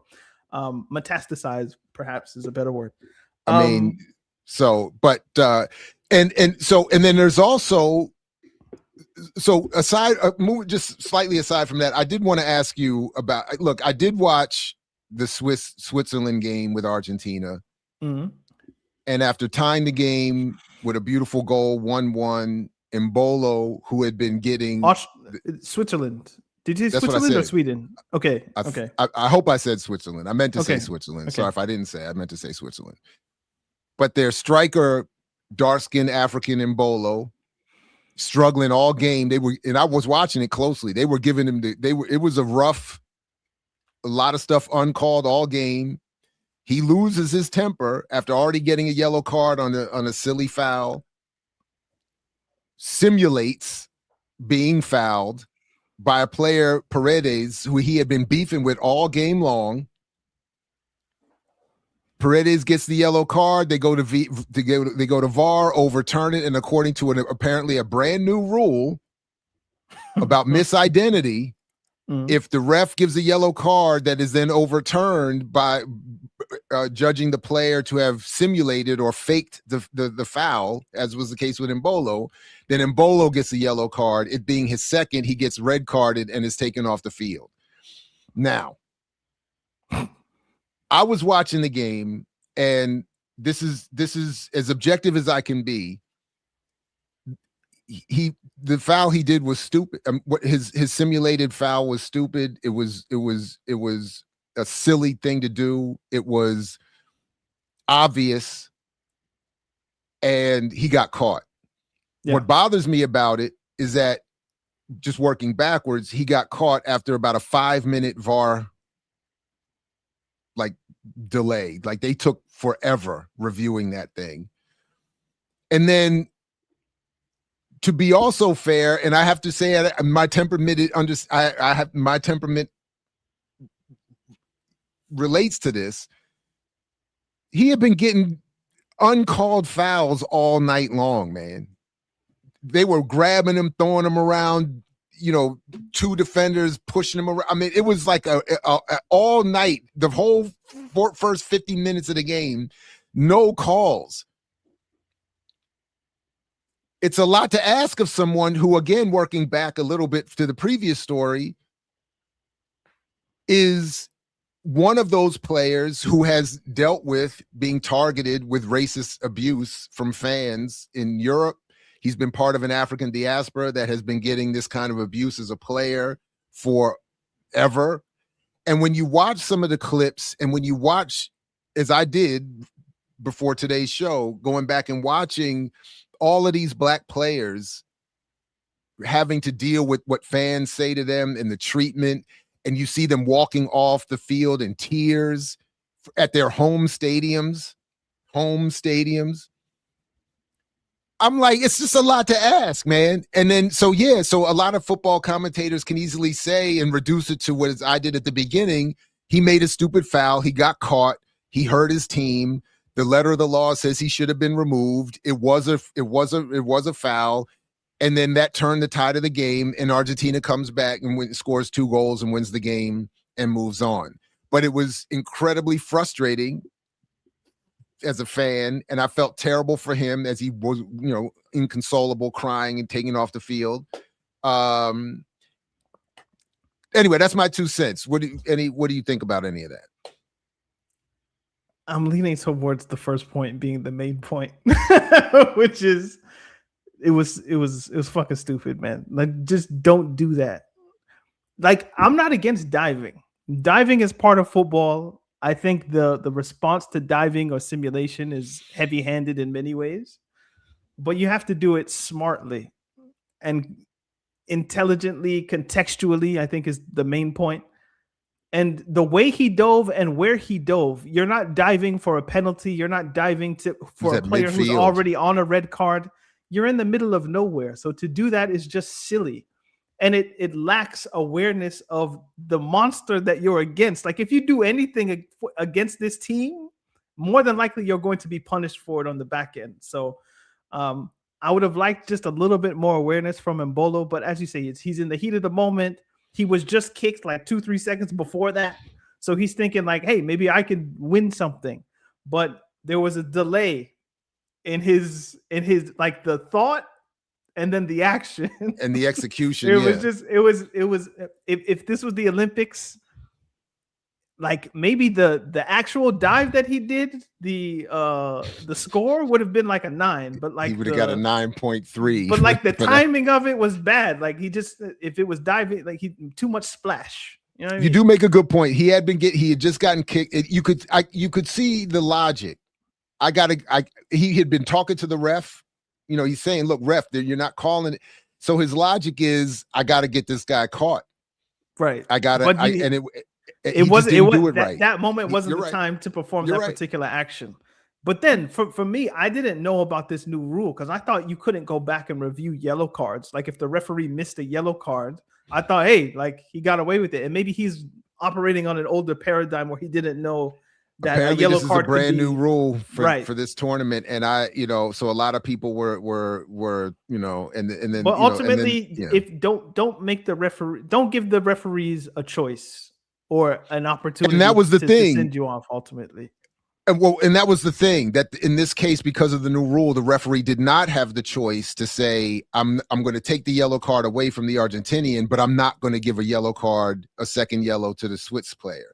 Like he had to move the yellow card over to Mbolo apparently, and that being the second yellow initiated the red and him being ejected. Yeah. And then for maybe, I don't know how many minutes, it was like a few minutes where you thought maybe they could hold on and get to penalties, but then I was even kind of like, nah. And bro, the Alvarez goal that put them ahead 2-1 was just incredible. So it sucks because I think in the first half, I don't think Switzerland, they weren't in the game, and then they came out, they equalized, and they never really had a chance to play with at least with the draw that they had earned, because it was with the energy. It was like 3 or 4 minutes later that Mbolo gets ejected. So it's unfortunate. I felt like they had the momentum.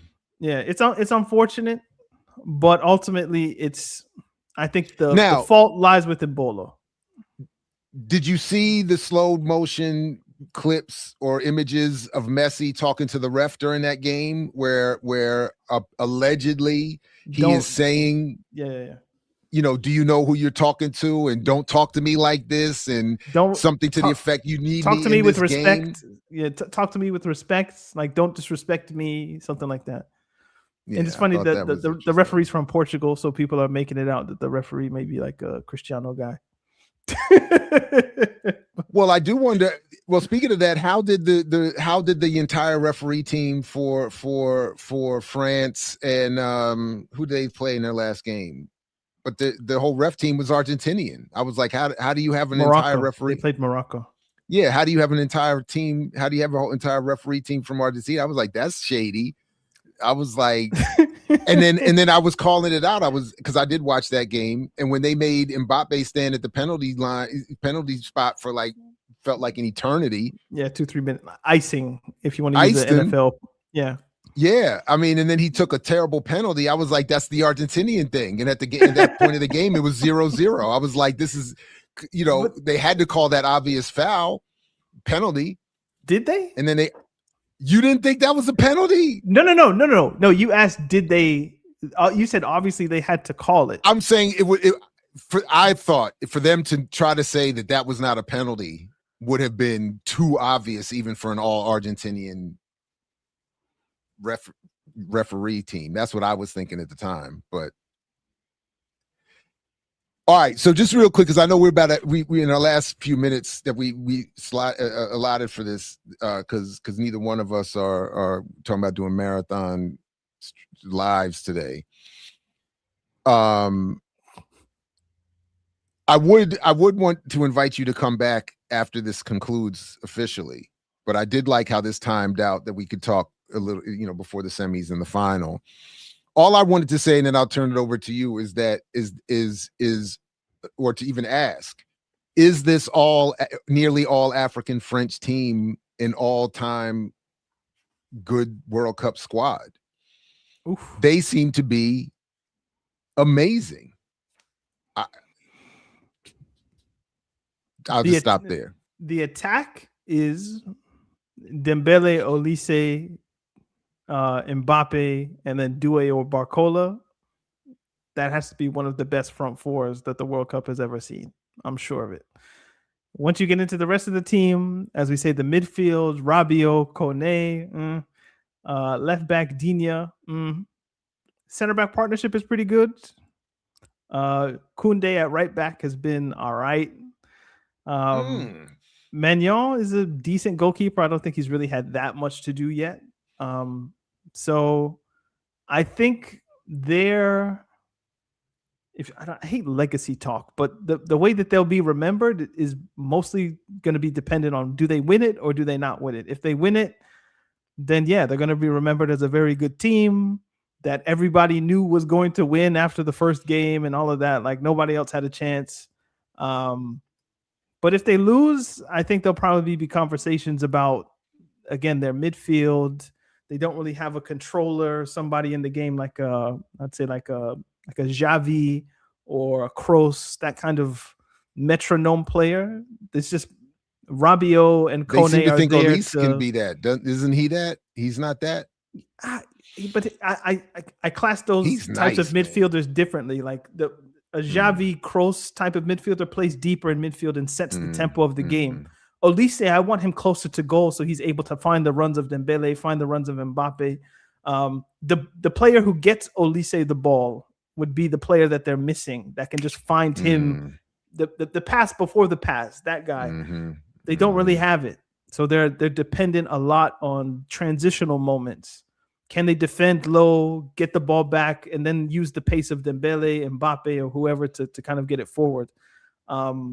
So it's a very good attacking team. Whether or not it's a complete team, I think Spain and either England or Argentina will tease out more of that. And maybe playing teams that have their own kind of offensive ambition will then leave that kind of creative role. It won't be as dramatic when you're playing a team like Paraguay or Morocco, who are a little bit more defensive minded, or at least cautious. I don't think Spain's going to be cautious at all. Certainly not in the way that Morocco or definitely Paraguay. I'm not mad at what I didn't game's see going to be I'm like not mad at what I read basketball. about It's going to go back and forth, and it's just going to be, can Lamine Yamal do what he did in the Euro semis, and basically just take over the game. But no, France are a very good team. France are a very good team. So who are you picking? Who do you want to win? Do you have anybody you want to win, or is it? I mean, because that last comment that I highlighted, I mean, this is one of the reasons. Like, this has been the most difficult event for me to watch at all because of this and obviously other related politics. I've been really struggling more than I even thought I would. I thought it was going to be more of a struggle to not watch. But this is the bag that perhaps when we were discussing the Iranian diaspora, not to equate us in that sense, but I understand what the French government is, and I don't like the French government. But when I look at the players, I do like the players. So there's part of me that wants France to win because I want to see Mbappe and Dembele and Olise, and I want to see, even though N'Golo Kante hasn't played, I don't think, a minute or two. Like, I want to see him in the celebrations. Yeah, but I like him, yeah. But what the win will then allow the French government to proclaim itself as, even though we know that it doesn't do that, and it undermines even the ideals that it espouses, like, it would open that up. But you could say that for every country that's here. Like, there's no good option. If you're looking for an ethical World Cup champion, I don't think one exists. No. So you kind of just have to swallow what, let's not use that phrasing. Phrasing. Yes. You're gonna have to stomach whatever happens. So in that way, I can't believe I'm saying this. I wouldn't mind an England win because the players that they have, I like Jude Bellingham. I like. I do like him too. I like Bukayo Saka. I do. Yeah. I like players in their teams. Reece James, obviously, who's a Chelsea player. I like them. So they have If players they in their team win, that I like. and those are the players doing it. If they win off of some Harry Kane shit, that would turn it upside down for me. Sure. Spain. That's how I feel about Spain. That if it's Lamine Yamal who's carrying them across the line, then I'm with it. If it's Mikel Merino who's carrying them across the line, then it maybe does change the feeling a little bit. Yeah, but France, I don't have that problem because all of the players I more or less like them. But the reasons, the kind of long-term reasons why I like them is the reason why I don't like the country, if that makes sense. Like, I'm inclined to like you because you're African, but the reason that you're African and playing for France is some fucked up shit. It's some real fucked up shit. Yeah. if no, that used to be my thing. I used to just be like, I'm rooting for whatever team has the most black players left. That used to just be how I would watch the World Cup because I never really had a rooting interest. But I am anybody but Argentina right now. That's really what I just can't have them win. Once we got Holland out and the Great White Hope went home, I was like, all I need is to get Argentina out of here, and I'm good to go. The U.S. is out. Why did he leave the game? By the way, why didn't he finish the game? Holland. I thought, how is he? I thought he's supposed to be your man. This is the end of the world. This is the. He wasn't having a great game. He wasn't having the greatest of games. So it is. But that's the thing with Haaland is that he's never going to look good until or unless he scores. Then it's like, oh, it makes sense why he's in the game. So I mean, that's true. He didn't look great against Brazil either. I didn't think I saw the two. Did we get to Brazil? I can extend this for Brazil. 10, 15 minutes about. Go ahead Brazil. if you want. Yeah. Because Brazil. So salute to Robert. I thought I would pour out some coffee for him, whatever I'm drinking. Because I felt like has anybody? I actually meant to check in on him. I haven't heard from. Have you seen this? The arguments surrounding like why Brazil are bad now. There's some really interesting theories that people are positing about the downfall of Brazilian football and how it may relate to. I've been hearing the Robert argument. I haven't.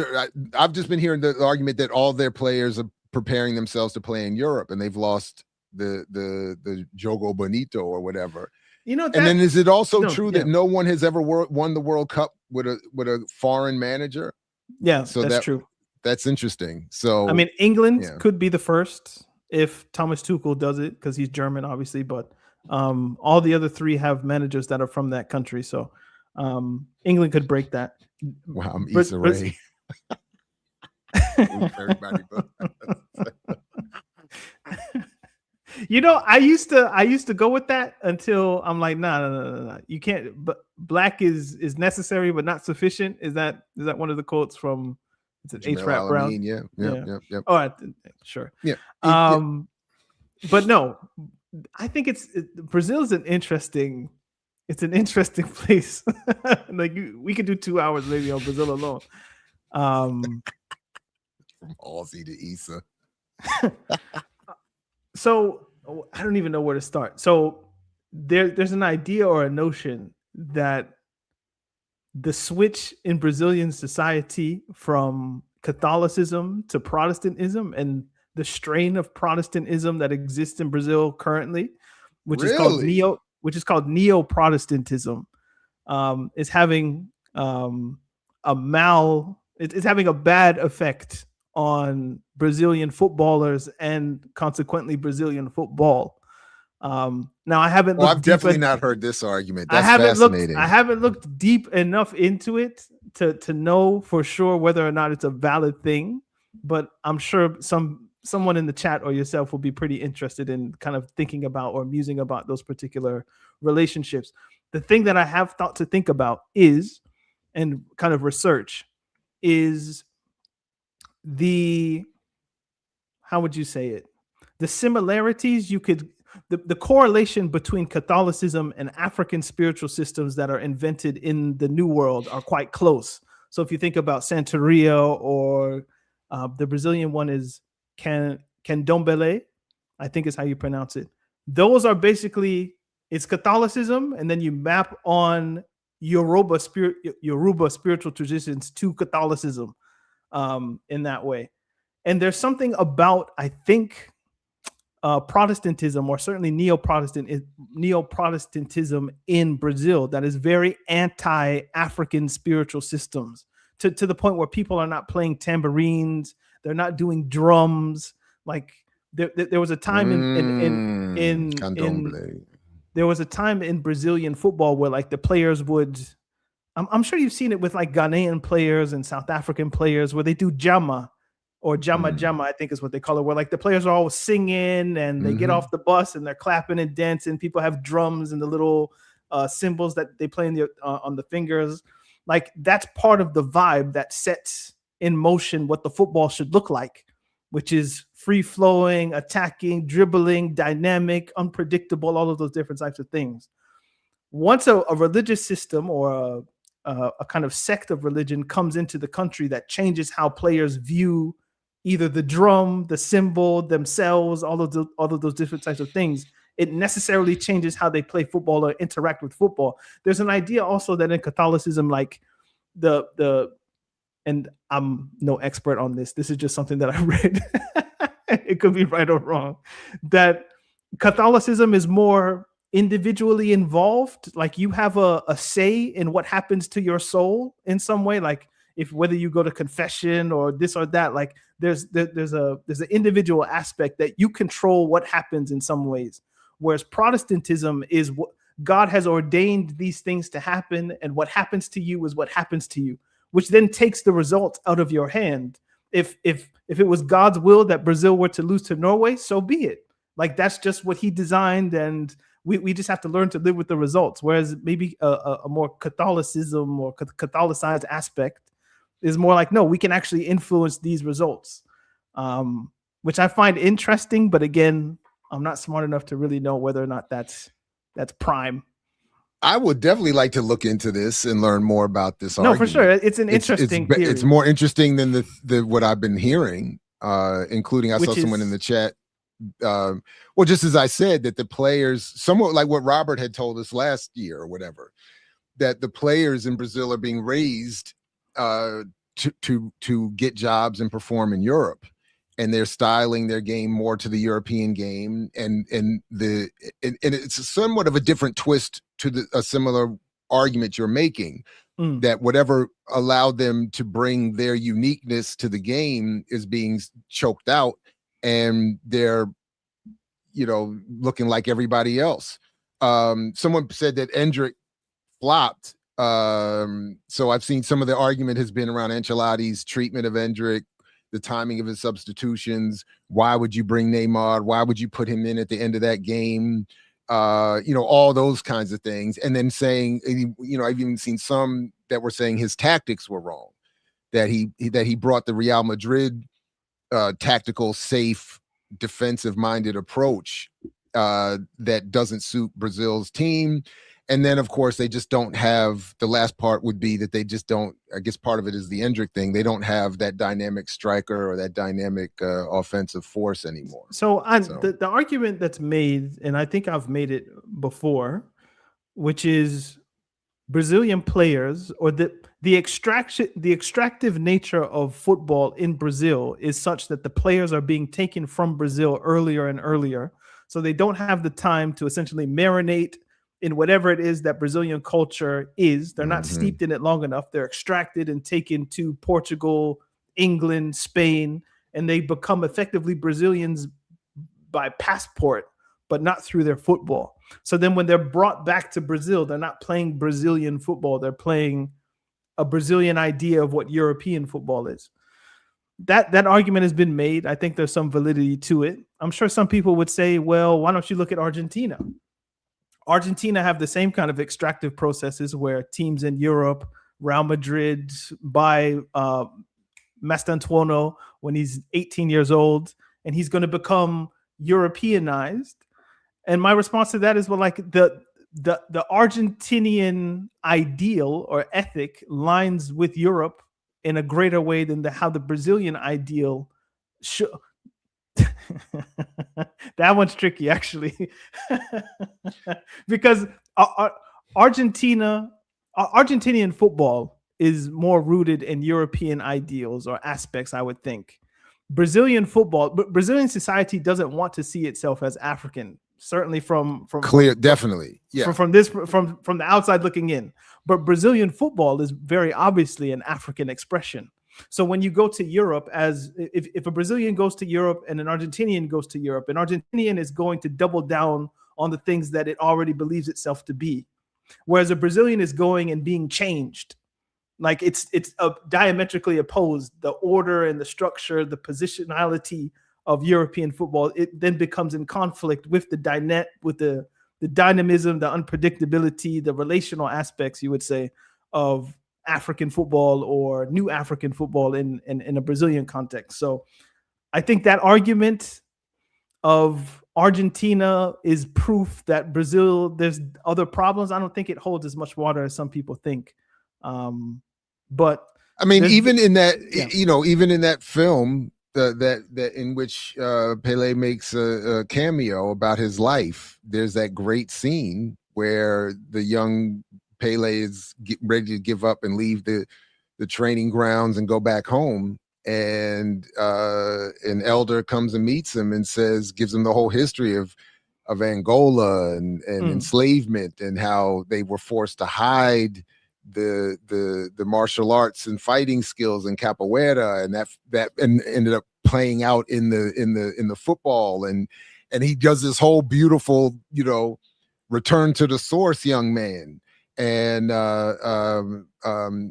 of course the rest is history. So to the extent that they were trying to depict, I mean, it makes sense.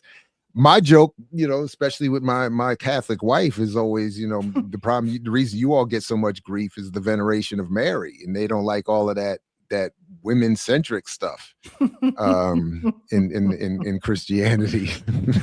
so that does kind of, and I was like, that's what mirrors, so much of non-Western traditions and African traditions as well. So that would, that's why they hate Catholics so much, and that's why I like your argument, or that idea, at least. Yeah, it's more of a theory. It's not my idea. I would need to read more into it. And just to be clear, I'm not saying that Argentinian football is an exact replica of European football. I'm just saying that the Argentine is less changed by going to Europe than the Brazilian is. Yeah.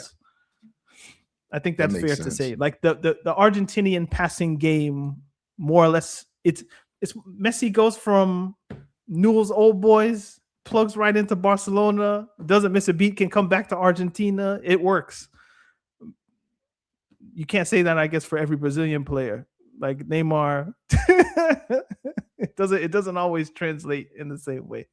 And I wonder personally if that's more the Brazilian identity crisis that doesn't want to see itself as African, not leaning into the African identity that exists within your country, is what's holding your football back. Whereas they interpret it as, we're leaning too much into the African identity. We need to become more European in order to become better. And I think that's the main disconnect in Brazilian football. But it's not going to be worked out. It's not going to be worked out in 4 years. So good luck in 2030. Well, Daniel, I appreciate you, man. I thank you very much for this. Please, folks, check Daniel's work linked in the show description, and I look forward to whenever we do this again. Thanks a lot, man. This has been great. Pleasure was mine. Thank you so much. All right. Listen, everybody, I'm gonna thank Daniel once again, and thank everybody who joined us this afternoon. Please do all the things, and dang, there was something I meant to say, but I forget. So whatever. I will be back tomorrow with Cherie, Danielle, to talk about radical approaches to gender and sexuality. So come on back for that. And all the things. Thanks, everybody. Peace. As always, as long as you're willing to fight for it, as Fred Hampton used to say. One quick thing. I'm sorry, real quick. Thanks to the new membership. Welcome, Henry. All right. Peace, everybody. As long as you're willing to fight for it, as Fred Hampton used to say, and I will catch you. And what did you sacrifice? Calm. kindness, kinship, love. I've given up all chance at inner peace. I made my mind a sunless space. I share my dreams with ghosts. I wake up every day to an equation I wrote 15 years ago for which there's only one conclusion. I'm damned for what I do. My anger, my ego, my unwillingness to yield, my eagerness to fight, they set me on a path from which there's no escape. I yearn to be a savior against injustice without contemplating the cost, and by the time I look down, there's no longer any ground beneath my feet. What is my sacrifice? I'm condemned to use the tools of my enemy to defeat them. I burn my decency for someone else's future. I burn my life to make a sunrise that I know I'll never see. Now, the ego that started this fight will never have a mirror or an audience or the light of gratitude. So what do I sacrifice? Everything, everything, everything, everything. I mix what I like, what I like, what I like, what I like, what I like.